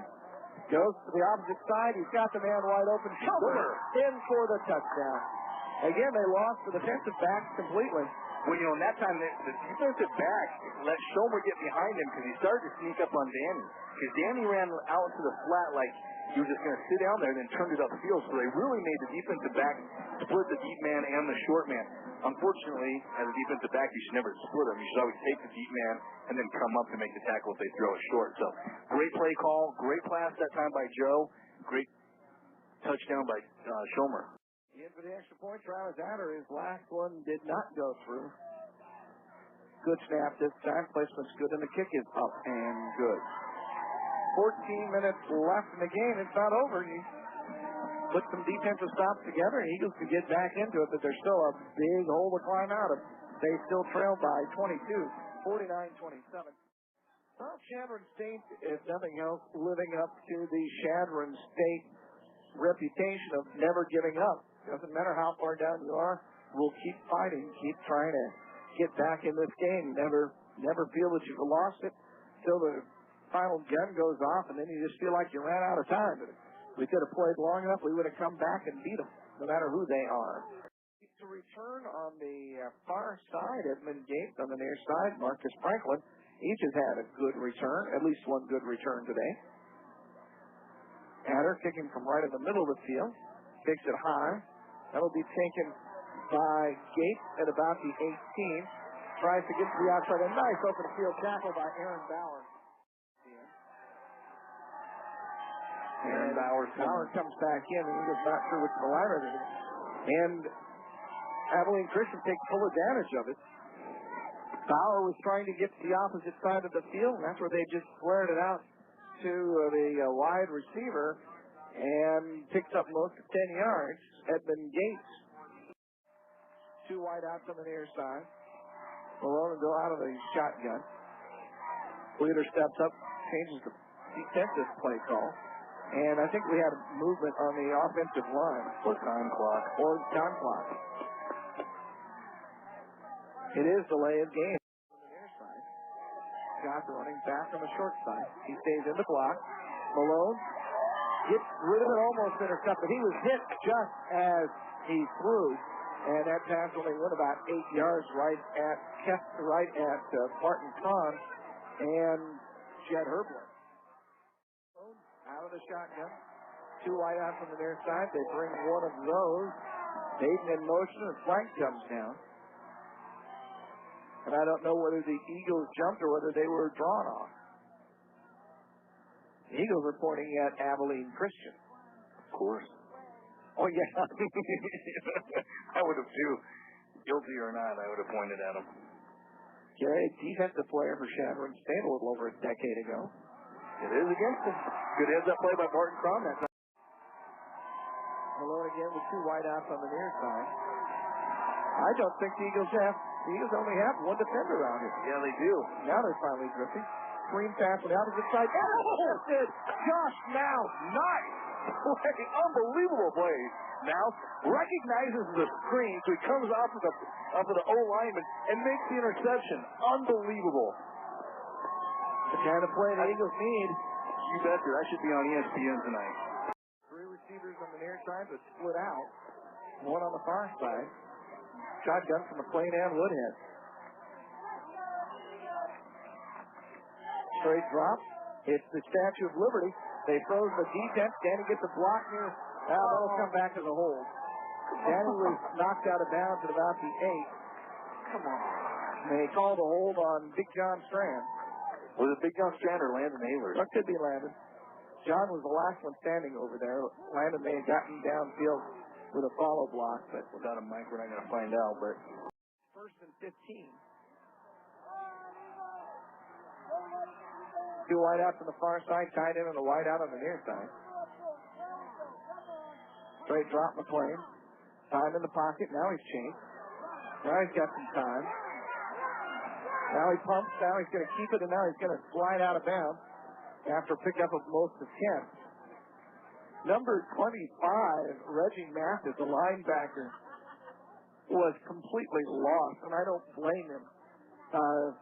He started to chase Joe, then thought that Joe was going to throw it, so kind of dropped back into pass coverage, and Joe kept running right behind him, about 6 feet behind him, just kind of running in the same direction. 2nd down and 4.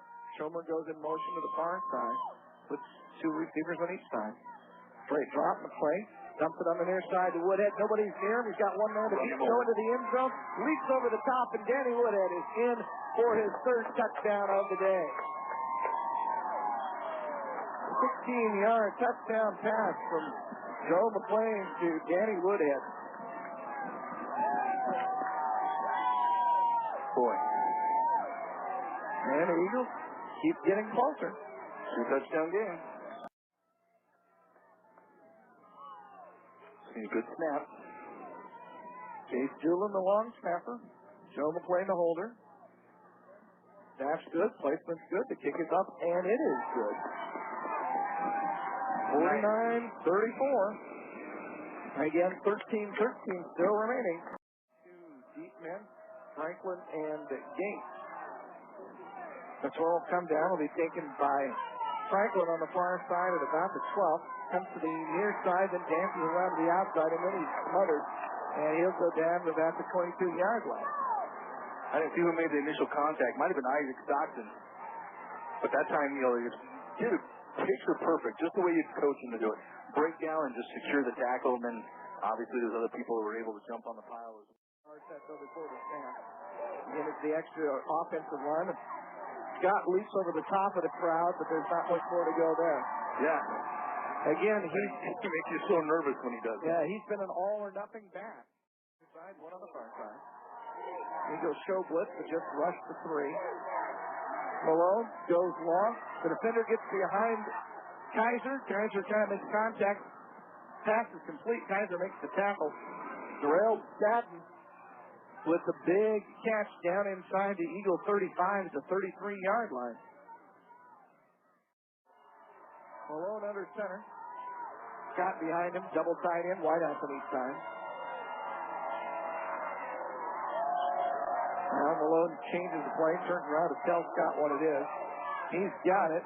Flag comes down, gets away at the line of scrimmage, and then tackled, and then a late flag comes down. Looks like they're pointing at Chadron State for something. I think that's the face mask.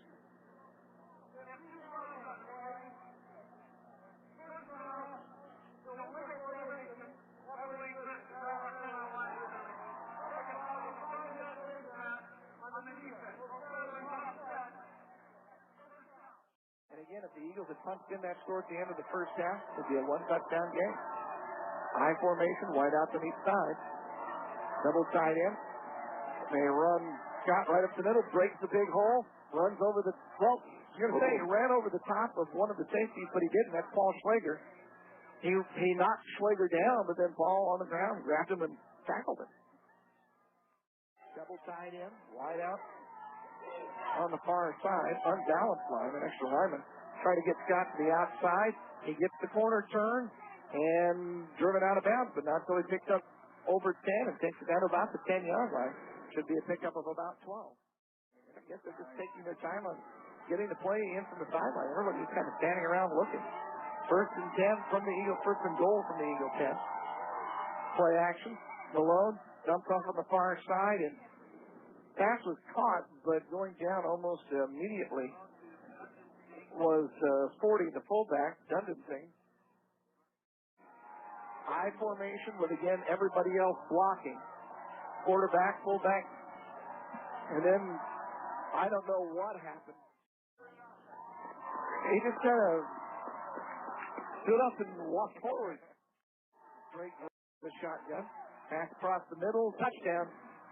Schwager went for the interception, didn't get it, and Kendrick Holloway, the tight end, makes the catch for the touchdown. Adams in to try the extra point. Snaps a little high, but placed down, and the kick is up and through. 3 of 6 on third down for Abilene Christian. That's right. 553 yards and 6 third downs. The Eagles, very solid. They're 10 of 14 on third down play. Kick is high and short, being taken by one of the up men. That's Chase Rafferty again. That's his second kickoff return. This one's only for about 5 yards, but it's up to about the 36-yard line. And he didn't have much of a chance that time. They hung it up there, and by the time he got the ball, there was white jerseys all over him. Joe McClain still out there at quarterback. Danny Woodhead still out there at running back. 2 wideouts on each side. Now they split Woodhead out. He is the inside slot on the far side, the empty backfield. They show a blitz by middle linebacker. Now he drops. It's an outside linebacker who comes. Quick throw on the near side to Schomer. Ball pops loose. They're going to call it incomplete. Nice pop on Schomer by number 33, Fred Thompson, the linebacker. You stop him just enough time. But your offense doesn't get stopped. Out of the shotgun. Blaine throws across the middle. Had Stockton wide open at the Abilene Christian 40, but overthrew him by about 5 or 6 feet. Joe has been off target just enough today. I think that accounted for 2 of the interceptions, and he's had at least 3 or 4 plays like that where guys have been open, either overthrown them or thrown to the wrong side. I mean, he's thrown well, Right. but could have done better. Might have made a difference in the ball game. Hard to tell when the defense gives up 56 points. Not sure how much more the offense can do. Shotgun. Straight drop. Pass is complete. That should be enough for the first down. They give him forward progress. They give him a pretty good spot, too. I mean, he definitely had the first Brandon down. Harrington to the 49. Yeah, I thought they were going to give him to the 48. Yeah, I did, too. So, which either way, it was a first and 10, or first down, but. And good. Again, McLean, 22 of 35. That's a good percentage. 241 yards, 3 touchdowns. Let's see. Actually, now 254 yards on 23 of 36, but with the 3 interceptions to match the 3 touchdowns. He only had 4 interceptions all season coming into the game. Woodhead empties the backfield, inside slot on the far side, the wide side. Just the 4-man rush. Pass across the middle of the field. Stockton couldn't get there. The ball, I think, was intercepted by Tony Hart, but I think it's going to come back on a defensive hold. And don't remember if it was Hart, but somebody was just kind of holding on to Isaac Stockton. 3 receivers on the far side, 1 on the near side. Plain points out somebody who might be blitzing up the middle. They pick him up. Looked like there should have been a flag. They try to go to Ehlers on the near side, but the pass a little too long. And Joe McLean asking the official why it wasn't an offside. But we do have Mike down in the sunshine. It looks like the Eagles, I mean, you don't see heads down. I mean, they're obviously not happy to be behind, but they're not giving up yet. Well, the defense has been huddling here pretty seriously. They're all back up on the sideline now, encouraging the offense, but they're just wanting to get a score and get back out there and stop them because they think they can. Nobody feels like they're out of this game yet. 2nd and 10, 2 receivers on each side. Schomer goes in motion, puts 3 on the far side. It's the Statue of Liberty again. Danny gets to the near side, makes one man miss, and almost gets past the second one. A nice job. Great job. By number 34, E.J. Whitley, as he was blocked to the ground by Ehlers, but still was able to reach up, get hold of Danny's foot, but Danny does pick up 10 yards, and Cooksley replaces him as a lone setback. 2 wideouts on each side, McLean under center. Cooksley flips, Joe's just going to keep it, make something out of nothing, and he'll take it down about the 17-yard line. So that's a pickup of about 8 on a broken play. Cooksley slipped as he started to come forward. Joe turned the hand off to him, and Cooksley wasn't quite where he was supposed to be. Decided just to keep it and run it, and he takes it to the 16-yard line. As Cassidy comes in, ball on the near side hash mark. Cassidy goes in motion to the wide side. They roll to that side. Shovel pass inside. Cooksley's got a big hole. He should score. He does score. Good. They got the defense flowing to the wide side of the field. A little shovel pass back to the near side, and great downfield blocking. And Chandler State moves the score up to 40, going for 41. Still trailing, though, by 56-40. I think any coach in the world would tell you if you score 40, 41 points a game, you should win that game. In for the extra point is Travis Adder. Placement down. The Eagles go for 2. Adder throws it up into the end zone. Kessler gets his hands under it. They say no, it was short hop. Come on. Probably the right call. And again, the field playing a bit there as Kessler was trying to get back that extra 6 inches to the ball, and the sheet just wouldn't get planted. Eagles go for 2 and come up short. They were going to need a 2-point conversion if they'd gotten close. The Eagles have had good kickoff coverage here in the second half. Gave up some big ones in the first half. Adder, high, bit short. That'll be taken by Franklin at about the 15. He slips, then runs into a pile of people, and he'll go down at about the 29 or 30-yard line. Yeah, Isaac Stockton that time just about got off the block and got a hand on him, slowed him down a little bit, and then Thomas Wells finished him off. So good coverage. The coverage is definitely better in the second half on the kickoffs than what we saw in the first. As Wheeler comes in, Eagles don't have everybody set. And we got flags down. I think this is going to be illegal substitution against Chadron State. The unbalanced line. They have a wing back. Now they empty the backfield. So two wideouts on the far side. They send wide receiver in motion. He gets the handoff, and he's going to pick up most of 10 yards. That is Edmund Gates. Second and a few inches on the 40-yard line. Well, get your call, second call from the sideline. I formation with a double tight end plus one unbalanced line. Goes to Scott, and he doesn't get anywhere. He might have lost about half a yard. Again, Scott's either broken long ones or hasn't gotten much, but as the numbers tell you, 15 carries for 289 yards. The I formation. Give to Scott. No hurdles to Pyle. I think he got it on when he landed. It looked like he made it. I hope you're wrong. It looks like it's spotted right on the 40-yard line, which would be just enough for the first down. And it is a first down. Double tight end. They bring the wide receiver Hatcher in motion. Play action. Malone flip, throws long. Eagles have triple coverage, and it kind of sails past everybody. Johnny Knox was back there. Wendling and I can't tell. I don't know if it's Garcia or Kaiser. The number is black enough now. I think it's Kaiser. Two wideouts on the near side. Two on the far side, and the shotgun for Scott and Malone. Malone, straight drop. And this will be whistled down. They do call that on number 55, Levi Wolf. Second and 15 from the Abilene Christian 35. 6:48 left in the game. 56-40. Christian on top by 16. Straight drop below, blitz. Second late, pass complete. And it's not enough for the first down, but Jarrell Batten picks up about 10. Bodden, I guess it is. He's having a quietly solid ball game. Two wideouts on each side. Straight drop, blitz come, pass thrown short across middle and through the hands of Knox. It was high. He had to stretch up, but he got both hands on it. Should have made the catch for a first down. Kelly back to punt. Kirkland back to return, standing at his 20. Kick.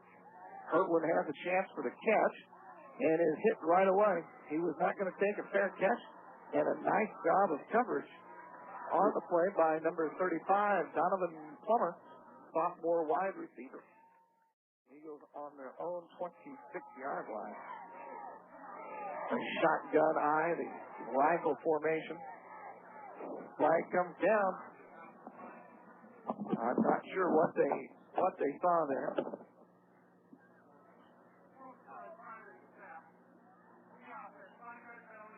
They say a false start, but they didn't identify who it was by.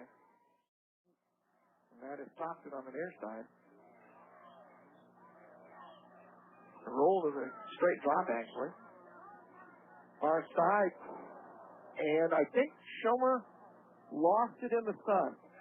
It was coming right to him, and when he turned around, you saw his head jerk back like he was blinded. And he almost quit running on the route, too. Like, where is it at?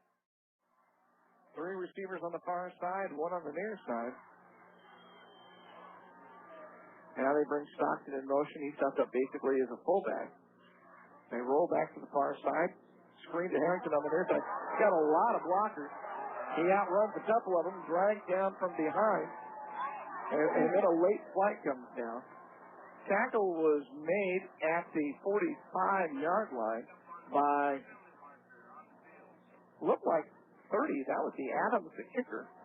So I'm guessing it was 36. On who drug him down? 38, Shalem Richardson, the cornerback. So he tacked this penalty on at the end of the run, which got out to the 42-yard line. The incidental face mask on top of that 5 yards to the Abilene Christian 48.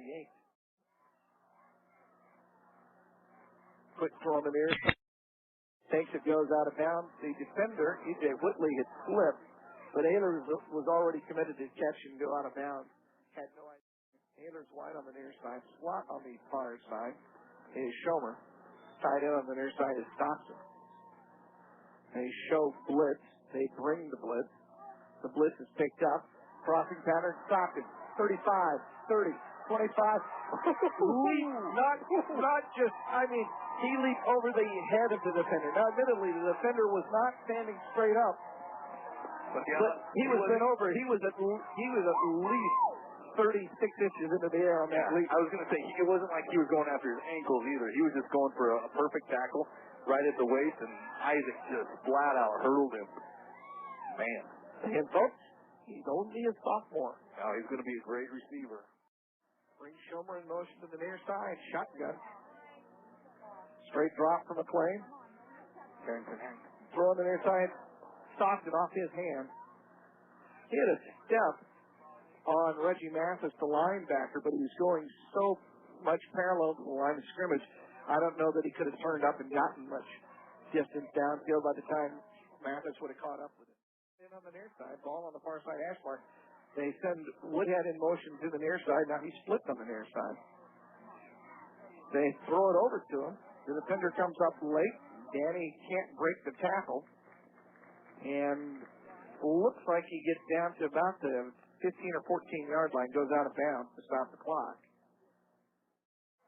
Woodhead in the slot this time on the near side. 3 receivers near side, 2 on the far side. Playing out the empty backfield. Rolls to the near side, looks, throws to the end zone. And if it's intercepted, it was a great interception. Nope, they called him out. As E.J. Whitley was bobbling it when he went out of bounds, but got up high to get a hand on that one. That'll bring up a 4th down. Eagles will go for it again. Eagles have been great in the red zone all season, but not today. 4th and a long 3 from the 13-yard line. Again, empty backfield for Joe McClain. The middle looks empty. Might be a quarterback draw. Nope, he's back to pass. Roll, pump, look, cut, step, run, slide, tripped up and slid down, but it's a 1st down inside the 5-yard line. Yeah. Oh, boy. Unbelievable how that was going to go in. Did he get tripped? I couldn't see a defender there. I didn't know if it was just his, when he went to cut, his feet went out from underneath him, or... Not sure which it was. Nice thing is they stopped the clock to move the chain. Takes the handoff, and he goes in for the score. Eagles will go for 2. They have no choice. Well, yeah, they effectively have no choice. 4:39 remaining. You go for 2, man. You got momentum. Well, you're down by 16. You have to go for 2. Chadron State will take its first time out. Full house style backfield. Double tight end. Playing under center. Play action. Rolls on the near side. Gets some blocking. Rolls, looks, pumps, throws to the end zone. Oh, and in the hands and out.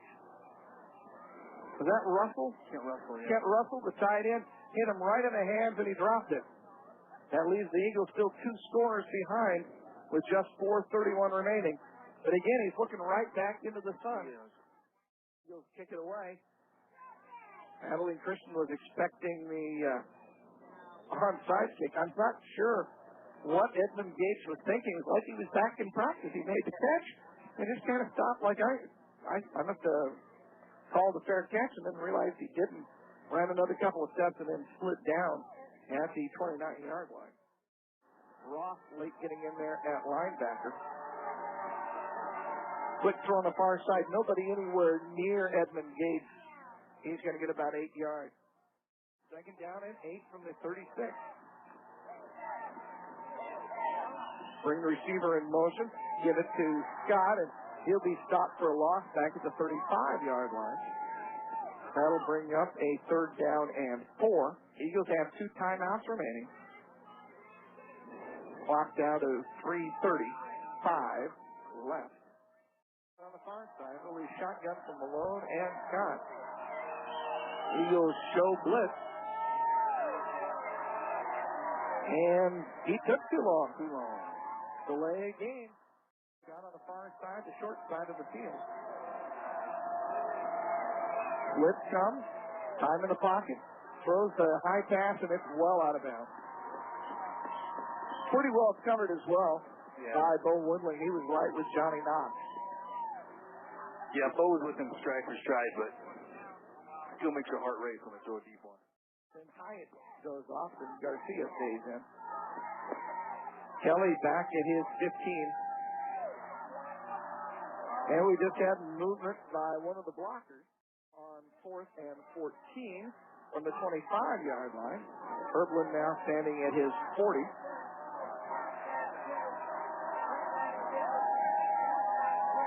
Eagles bring everybody. Kelly gets the pass and kick off. Herblin makes the catch. Breaks the first wave of tacklers, breaks the second wave of tacklers, and is tripped up as he gets to about the 36-yard line with 2:52 remaining. And Eric Ross almost got that kick blocked. He laid out well and kicked just over his fingertips. 1st and 10, Chadron State. 2:52 remaining. We'll have it 1st and 10 at the Adams State 36-yard line. Under center is McClain, tight end, wide out on the near side. Two tight ends on the two wide out on the far side. They take it to Woodhead. Goes long and off the hand in the end zone of Brandon Harrington, I guess. Yep. Again, the white numbers pretty much disappeared. I can see part of it is 0. It would have been an incredible catch if he'd made it. Straight drop. Blitz comes. Quick throw on the near side. Schomer through his hand. He'd have been able to pick up at least 5 or 6 because Tony Hart was still well downfield. McClain, 28 of 47 for 331 yards and 3 touchdowns. Malone, 17 of 28 for 301 yards, 3 touchdowns and an interception. Joe, I cheated him. He actually has 4 touchdown passes. 3rd down and 10. Straight drop. Time in the pocket. Flush. Tuck. He's going to pick up the first down on the run. He breaks through and is tackled well downfield all the way inside the 15-yard line. The middle linebacker, Cody Stutz, who finally makes the tackle, he dropped into pass coverage. Joe shows the surprising speed. He's small, but you just don't think he's that fast, and then he does something like that. 1st and 10, Chadron State. Then Schomer in motion, puts 3 receivers on the near side. They roll to the near side. Plane being chased, throws it, and the great defensive play by the wide receiver in the end zone. And we went high and knocked it away from the defender. It looked like he was about ready to make the interception. And that was about Joe's only option. I mean, he wasn't going to get anything by running it. And that was about the only receiver he had that he could get the ball to. Throw it up and hope something happens. 2:23 now remaining. Ball just to the inside of the far side hash mark. They split Woodhead out on the near side. He just kind of stands out there. McClain finds the pass. In the field of play, Ehlers makes the catch. Clock keeps rolling. He's inside the 10 to about the 8. The 3rd down and about 3 for Chadron State. Clock keeps rolling. Play. Throws the fade for the end zone. The fans want pass interference on Diggs. Now, admittedly, Ehlers could not get back to the ball through Diggs, but I don't think that was pass interference. Eagles bring in the field goal team. Well, they need 2 scores. Yeah. You got to have 2 scores. It doesn't matter whether you kick a field goal now, touchdown later, or touchdown now. You're going to need 2 scores. So Adder sets up from the 26, kicks it up. It looks good, and it is good. Now we'll come down to an onside kick. Yep, time for the onside. 1:54 remaining. Chadron State back within 7 at 56. But we haven't had a shootout like this in probably about 16 or 17 years. Or they probably coach when Noble was the defensive coordinator. The game I am thinking of is Western State right here, won by Western State 51-49 back in 1991. Abilene Christian expected the onside kick last time. The Eagles have not tried an onside kick this year. Timeout taken. I didn't catch that. Mike, was that Chadron State or Abilene Christian who called that one? Pretty sure it was Christian that called it. Hatter is only about a yard off the ball. And he is on the far side of it, looking right at us. Now he shifts over and goes to the other side. And then the defense shifts over to that side as well. And it's a bouncing kick, and it's covered well by one of the up men. I think that was number 29, Travis Walding, is the defensive back. Formation, 2 wide outs on the near side, 1 on the far side. Bring the wide receiver in motion. They run Scott up the middle, and he's got about 2 or 3. Eagles take the first time out with 1:47 remaining. Second down and a short 9, long 8 from the 44-yard line. Unbalanced, or double tight end, I should say. Everybody in close. Pass is almost intercepted, but it stops the clock on the incompletion anyway. Diving attempt on the far side by, is that Hyatt? Bo Windley. Bo Windley, 21. Really helped the Eagles because if they stopped them on this play, they can use their last timeout, and they should get it back then somewhere with more than a minute and a half to go. Abilene Christian will take a timeout. Their last one. Their last one. They want to get it all straight. Now, Odell and Kester. Linebackers are up showing blitz. They come. Green pass to Scott on the far side. He breaks 2 tacklers, but not enough, and now the Eagles quickly call the timeout with 1:37 remaining. And the Eagles will get the ball back. Kelly back standing at his 43-yard line. Herblin standing, he actually comes forward to the 15. He's in shadow. The ball will be coming out of the sun into the shadows for him. Snap is low. Eagles get a good pressure, not enough. Herblin waving everybody else off. It was a fair catch. He did have some running room. Could have probably gotten it back out to the 15, but instead it'll be 1st and 10 on the 8-yard line. Yeah, I'm perfectly fine with just calling a fair catch there. I mean, what's 5 yards when you're down inside the 20? Gives a touch. We'll worry about that later. McLean, no timeouts, but of course the clock will stop every first down. 2 wide outs on the far side, tight end, and a wide out on the near side. McLean in the pocket, throws across the middle. Stockton almost intercepted. He had Stockton open, oversailed him, and a diving attempt just off the hand of number 20, Tony Harp, who already has 2 interceptions. Shotgun, straight drop. Swing it over to Woodhead on the near side, makes the first man miss. Goes out of bounds and picks up the first down out beyond the 20 to about the 22-yard line. We're still at 1:16, so not a whole lot of time off the clock. 56-49. Abilene Christian on top. Have Cooksley in there. He is slotted with the empty backfield. 3 down linemen. Don't see any of the linebackers looking to come.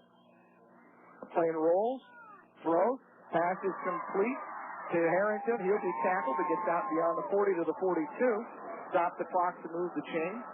The Eagles will be snapping the ball on this play at about a minute left. There's a 1:08 right now. Cooksley out and Woodhead back in. Turn up field. Out of the shotgun. Dump it over to Woodhead again. Runs past one man. Dragged down from behind, but it's another 15, 18-yard pickup. Stops the clock at the 42-yard line with 57 seconds remaining. Two tight end and wide out on the near side. 2 wide outs on the far side. McLean rolls, throws it away.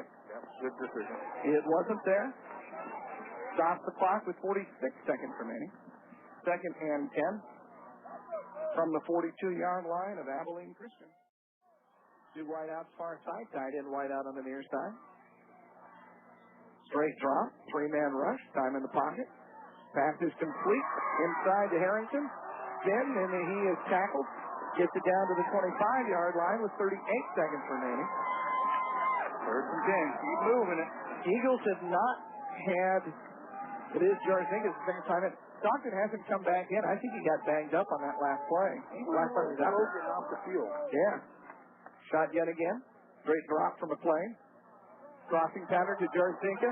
Runs to the sideline, and he'll go out of bounds to stop the clock. Picks up 8 yards. Stops it with 29 seconds remaining. It'll be a pickup of about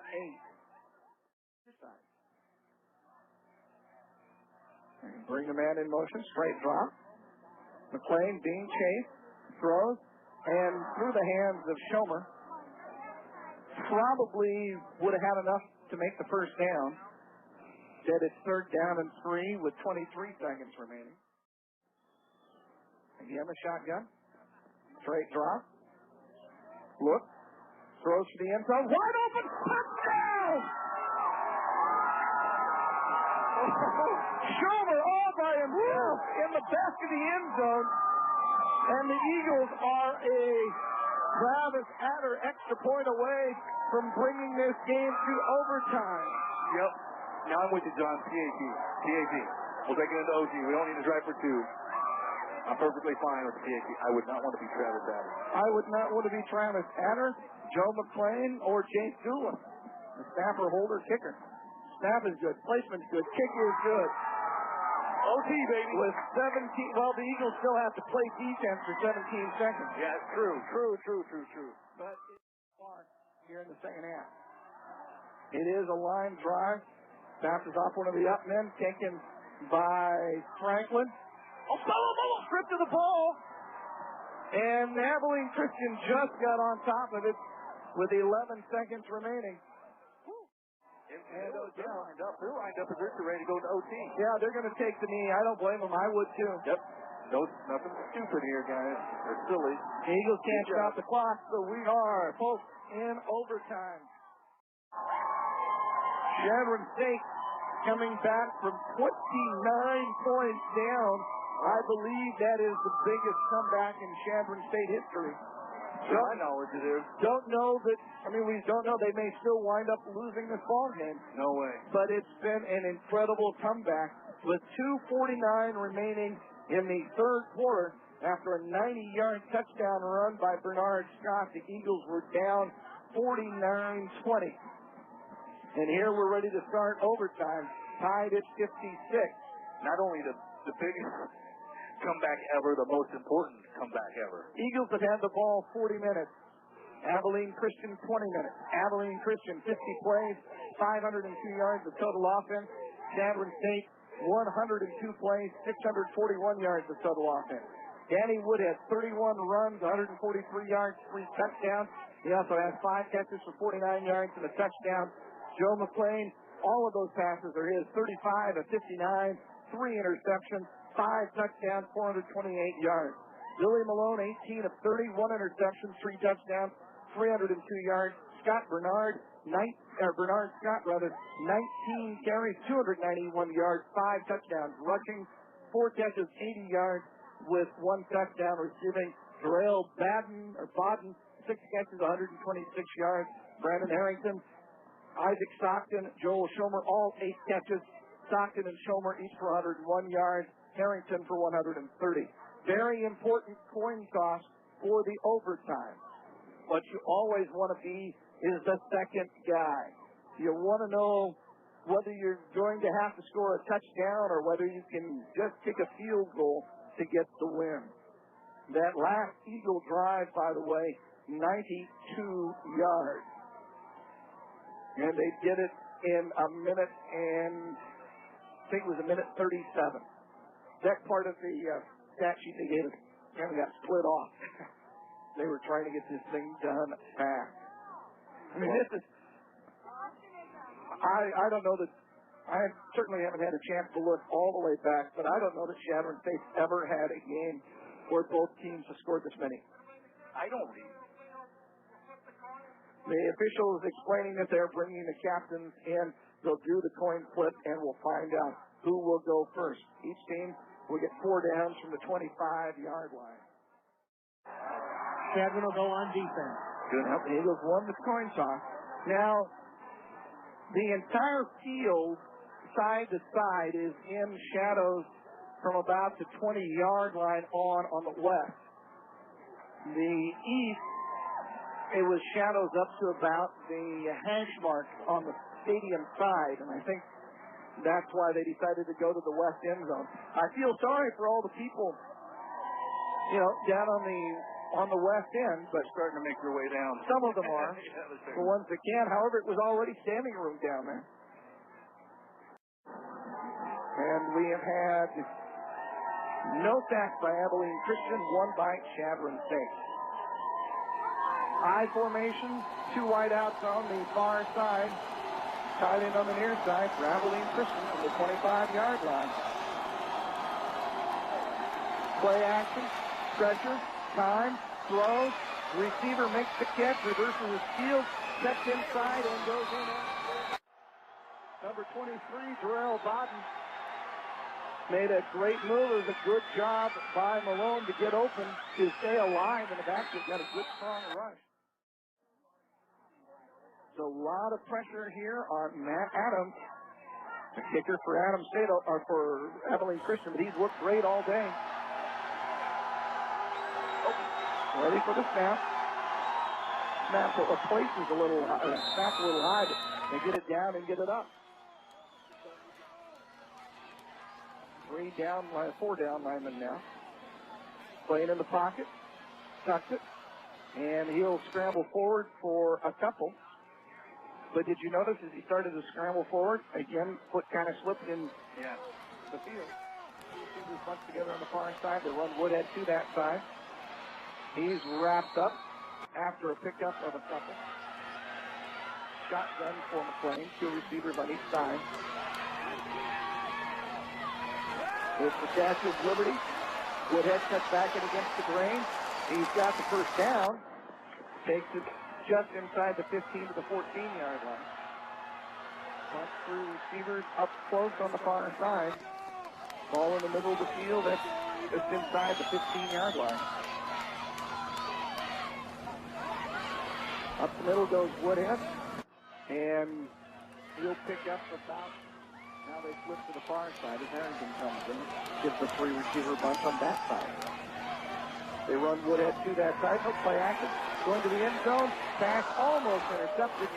Number 34, E.J. Whitley. He's been all over the field. Got his hands on it. Couldn't make the interception. McLean under center. Takes it to Woodhead. Goes to the near side. Hits Harrington inside the 5. He's pushed out near the goal line. They're going to say he went out of bounds shy of the goal line. Get going, baby. Get in. McLean under center. Now they've been getting out wide into the backfield. So those look like the Chiefs get in. And McLean is in for the 4th.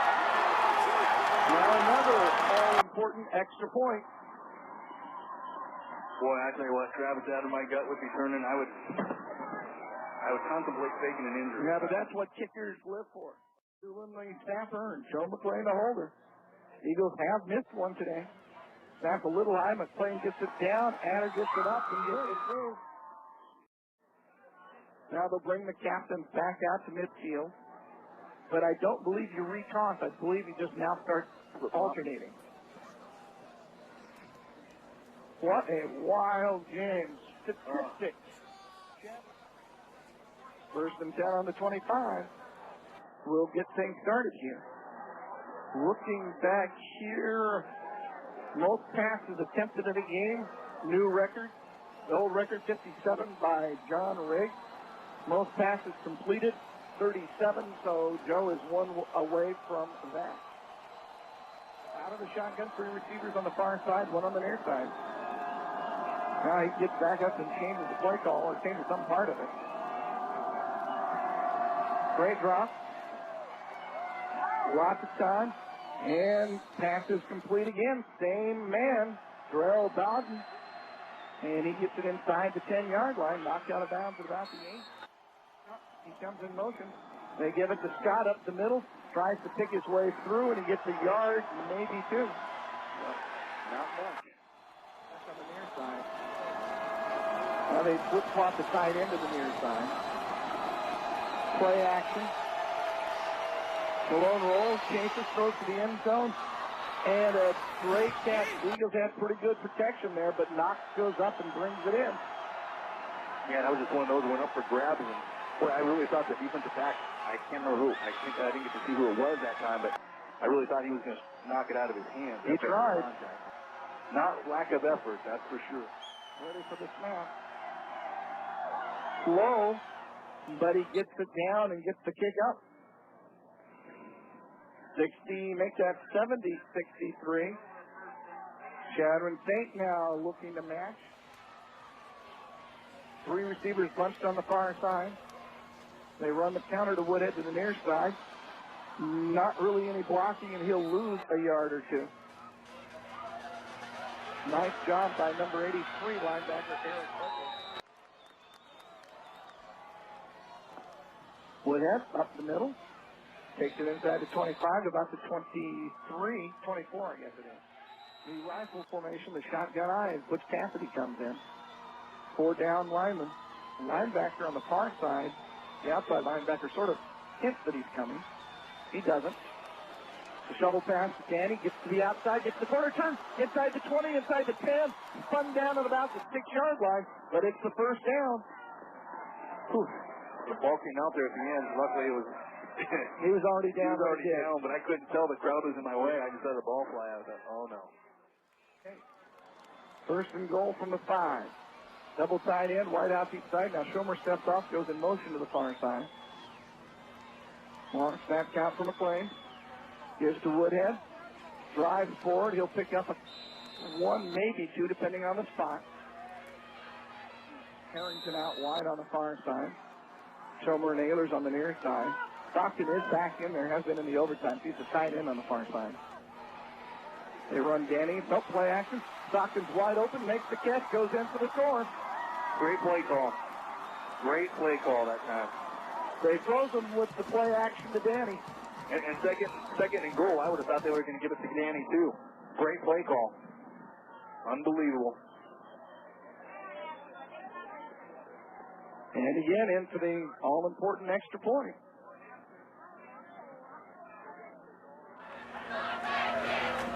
That's a little high, but the gets it down. The kick is on and through. The Eagles will wind up going first. We're getting the explanation here. Okay, bye-bye. Point after touchdown. Try must be for 2 points. Yep, the referee just explaining that from now on it's going to be 2-point conversion. Tied at 70. Chester now and Odell, the defensive front 3 for Chadron State. Eagles have not come close to stopping Abilene Christian here in overtime. Malone, straight drop, time in the pocket. Throws, pass is incomplete. Good defensive job by Craig Kaiser, knocked it away from the guy who's made the catch on the first 2 possessions. Eagles show blitz. Lots of time in the pocket for Malone. Throws for the end zone, and I have no idea who he's throwing for because the only receiver on line with that was on about the 6-yard line, and that was 5 yards deep in the end zone. Crowd is noisy enough. They shift. They move Scott to the near side. Still out of the shotgun from Malone. Hands it to Scott. He's got a big hole, but is short of the first down. It'll be 4th and a yard or 2, depending on it. Looks like he's got a good spot. So it'll be 4th and a short 1. Now they have to make the choice. The players are saying, go for it. Don't try the field goal. Go for it. Go for it. Go for it. That's the short side of the field. send Bodden in motion. The blitz pass is caught on the far side by Bodden. And he's got the first down inside the 10. The Eagles almost got there with Daly and Wheeler, but just able to get it off in time was Billy Malone. They give it to Scott. He manages to squeeze through about 3 tackles and picks up 4 yards from the 8 to the 4 yard. Kendrick Holloway on the far side. And Gutman, the fullback, goes out wide in motion to the near side. They complete the pass to the near side to Bodden. A nice shirt collar tackle by Kaiser. Call the signal out of the shotgun. In the pocket, looks for the end zone, across the middle, pass deflected away. That Zach Wheeler back in coverage, knocked it away from, I think that's the tight end. Yes, the number 9, I believe it is. Kendrick Holloway. And it looks like it is the kicking team they're bringing in. Ooh. Matt Adams Inside hash mark, guys. Near side hash mark. Matt Adams will be kicking from just about the 11, just a little farther than an extra point. Matt is good, placement's good, the kick is up and the kick is good. Receivers together on the near side.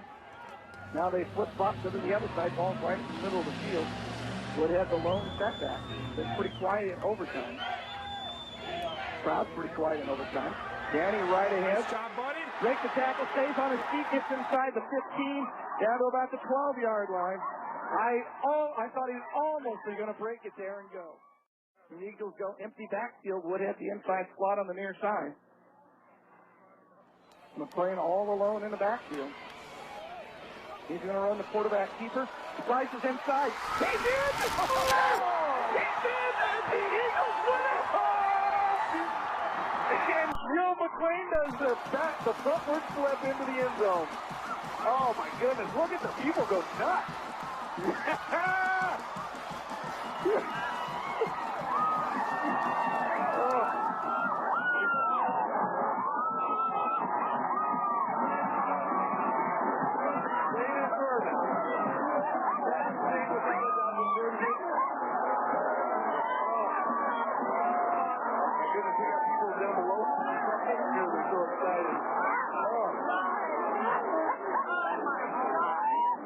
Pandemonium out here, guys.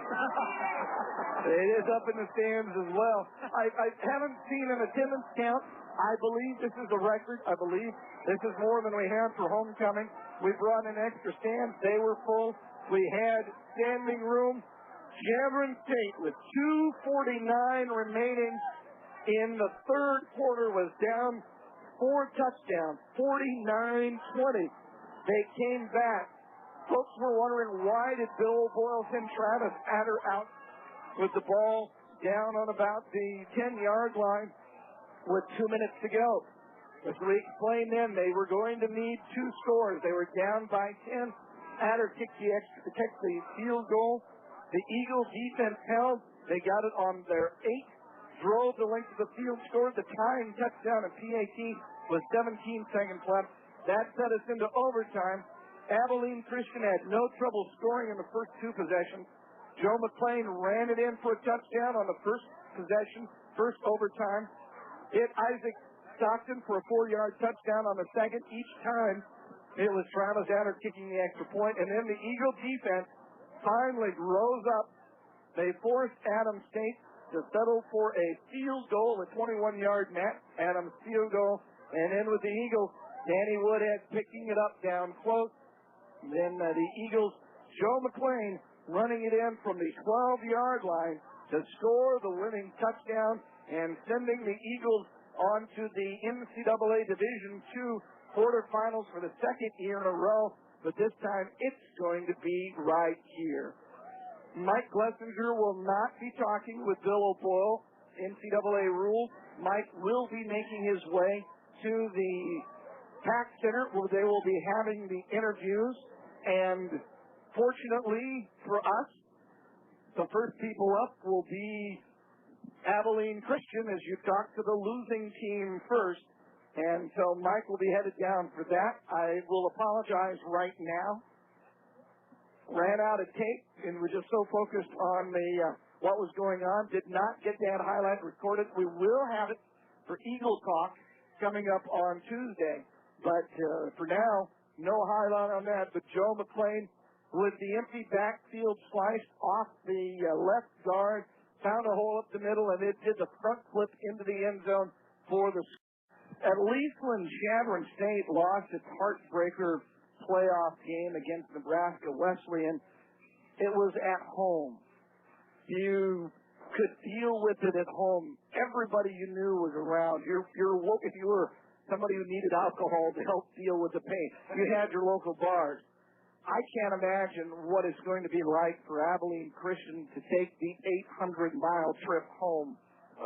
Looking at all this and say, how did we let 29-point lead get away from us? Why didn't we go for the touchdown on that last time? I mean, the same sort of things we were talking about. Chadron State, what if? They're going to find them and keep saying that too. Well, if we had only done this, or if only this hadn't happened. It is so hard. Well, you're the player. I'm just the fan and broadcaster. I know that's the process I go through, but I know I've seen it with the kids, the same sort of thing. And people who drop passes. Drop a pass in the end zone. Yes. For the 2-point conversion, it would have been a 2-point. That would have been a tough. And we would have won, and we would have won in regulation. Yeah. Statistics, crazy. I mean, this is more points than we've had in a whole bunch of basketball games one season. 76-73. This number is a school record. I don't see it listed. I'm not even going to look. It has to be. Chadron State with 41 first downs. Abilene Christian with 21. Rushing, Abilene Christian 29 carries, 292 yards. Chadron State 54 rushes, 273 yards. Abilene Christian 23 of 38 passing with one interception, 361 yards. Chadron State 37 of 62, 3 interceptions, 443 yards. Chadron State 116 plays, 700. They're asking for, they got a lost child in the press box. 116 plays, 716 yards. Abilene Christian, 67 plays, 653 yards. Chadron State, time of possession because you end it with regulation. Chadron State, 40 minutes. Abilene Christian, 20 minutes. If you added the overtime, that number was even bigger because Abilene Christian scored bang the first 2 times. The Eagles had to drive it out. Abilene Christian, 4 of 12 on third down conversion. Chadron State, 16 of 22. Eagles 2 of 3 on fourth down. Abilene 1 for 1. Red zone scoring chances. Abilene Christian 6 of 6. Eagles 11 of 12. That's because Abilene Christian has so many long touchdowns. Kickoff returns. Abilene Christian 10 for 209 yards. Eagles 9 for 161. Those 3 interceptions by Abilene Christian resulted in just 11 yards of return yardage. Abilene Christian punted 5 times, averaged 32.4. Eagles punted twice, averaging 32. 11 penalties for 80 yards for Abilene Christian, 6 penalties, 35 for Chadron State. Bernard Scott, certainly, I love Danny Woodhead, but with Danny missing the 3 games this year, right now, Bernard Scott would be my choice, maybe as the Harlan Hill winner.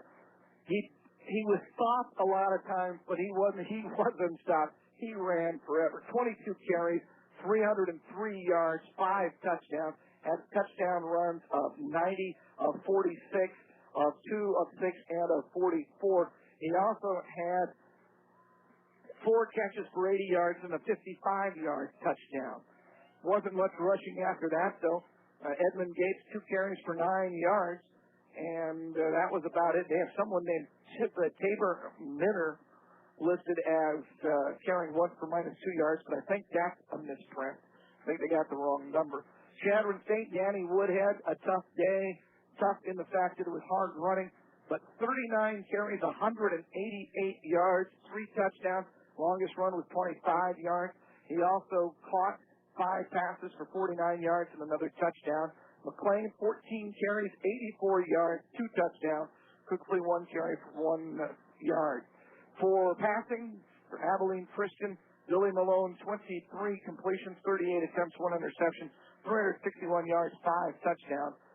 Jarrell Bodden, 10 catches, 178 yards. 3 of those, 1 touchdown, 3 of those catches in overtime. Each time got them down inside the Eagle 5, or Eagle 10. The last time the Eagles forced the field goal. Scott with those 4 catches. Turtle Connor, 2 for 30. Johnny Knox, 2 for 19. Chadron State's Brandon Harrington, 9 catches, 141 yards. Isaac Stockton, 9 catches, 105 yards, 2 touchdowns. Joel Schomer, 8 catches, 101 yards, 2 touchdowns. And Danny Woodard, as I say, 5 for 49. Tackles, Cody Stutz, middle linebacker for Abilene Christian, 8 solos, 7 assists, 15 total, 1.5 tackle for losses, 1 pass breakup. Tony Harp, 2 interceptions, 1 pass breakup, half a tackle for a loss, 6 solo tackles, 4 assists. Nick Fellows, 6 solo, 3 assisted.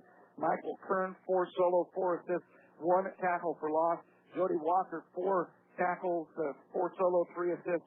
Also 4 solos with some assists for Julian Humble, Jacob Passmore, E.J. Whitley. The other interception was by Michael Diggs, who had 1 solo, 2 assisted tackles. He also had a pass breakup. Willis Hogan had 1 tackle for a loss. For Chadron State, Paul Schwager, 6 tackles with 3 assists, total of 9. He also had a pass breakup and a quarterback hurry. Zach Wheeler, 3 solo, 1 assist. He had 1 pass breakup. That's a vital one in the end zone in overtime. Trevor Hyatt, 5 tackles, all solo, forced the fumble. Jared Kester, 2 solo, 3 assists, half a tackle for a loss, half a sack. Austin Bailey had a tackle for a loss. Shane Odell, 1.5 tackles for a loss, half a sack. Josh Naus had the only interception. He had 1 tackle for a loss, 1 tackle, 1 assisted tackle. Eric Roth and Aaron Ide each had half a tackle for a loss. Chadron State wins it in 3 overtimes, 76-73 on a 12-yard touchdown run by Joe McLean. You may have heard from time to time during the game, folks, something kind of like, that was Kerry Bailey getting frustrated with plays on the field and ripping his headset off. I think this was a harder game on you than maybe even the coaches, Kerry. It was a difficult game on me. I mean, what an emotional roller coaster for both teams. I would say the majority of the time for Chadron State. You know, what amazes me the most and what I love the most about Chadron State football is they never give up. I don't know how many games that Chadron's played this year and last year and other years where you get up by 2 or 3 or 4, and definitely by 4 touchdowns, their team is darn near off the field and on the bus. They just throw in the towel. So, you know, to see Chadron State, you know, never give in and the coaches to keep their composure and just to continue to play as if they were down by 3 points the whole game is just amazing to me. So, you know, there's so many kids that just did a great job today. I don't even know who you'd single out. I mean, Joe obviously won the game with the last touchdown, but you know, there were just a lot of kids that just played with everything they had. And, you know, to see Chadron State score 76 points is pretty amazing. You know, Chadron never runs up to score on anybody. And then to see the defense give up 73 points is absolutely amazing. So, you know, I can't wait for next week. Next week's going to be a lot of fun. It will be Northwestern Missouri, a rematch of last year's quarterfinal. They beat West Texas A&M 56-28. Kerry, next week's game, as far as I know, everything will be the same as for this week. Tickets will go on sale Monday, or possibly Tuesday, but I think Monday, I think the print shop will get started tomorrow, and tickets will be available through the Chadron State business office. You can either come into the business office or you can call in and reserve the tickets and then pick them up at the will call office, at the will call window for the ticket booth. That seemed to work pretty well today. Tickets will also be available in Chadron at the 3 banks, the First National Bank of Chadron, First National Bank North Platte, and Bank of the West. If there are other locations added, we will pass those along as we find them. It will again be a 12 o'clock kickoff. Parking went fast. Chadron State had last week talked about the possibility of maybe setting up some shuttle buses from some of the more outlying parking lots based on the crowd and the traffic today. We may well see that get done. If so, we will be passing that information along as well. If there's any other information that we know about the games, we will let you know. At this point, I can't tell you what the ticket price will be. It was $10 for adults this week. There was talk of if we hadn't gotten our bid in as fast as we did, to raise it. Why would we raise ticket prices? Primarily because it's very expensive to put these games on. If there is any profit, it goes into the Chadron State Athletic Fund. So you can look at, if the ticket prices do go up, look at it as supporting Chadron State, not just on the field, but off the field as well. As again, some of that ticket money will go for the guarantee to put this game on for the expenses. NCAA does not reimburse a lot of the expenses that the host school, winds up incurring. And then, of course, as I say, if there is any left over, it goes into the athletic department to support Chadron State Athletics. So keep that in mind. Still waiting to hear from Mike Glessinger. When they get the news conference started, they allow a 10-minute cooling off time for the team, but I'm not sure when that 10-minute clock started, whether it was as soon as the game ended or when the team actually got off the field. Abilene Christian didn't hang around very long, but just because of the sheer number of people, they didn't get off the field immediately either. Chadron State wins it 76-73 in triple overtime. Another fun, exciting game. Thanks to our sister station, KLM, down in North Platte, for letting us send all the fun and excitement down to North Platte as well. To Kevin Horn, to Jason Wentworth, and to, of course, my partners, Mike Glessinger and Kerry Bailey. Kevin will finally catch you up on a lot of those other football scores now, as it's time for the Hens Home Furnishing Chadron State postgame scoreboard show, brought to you by Hens Home Furnishing. For Chadron State College Athletics, the members of the Chadron State Eagles Booster Club, and for Double Q Country Sports, I'm John Axtell. Have an absolutely great weekend, everybody.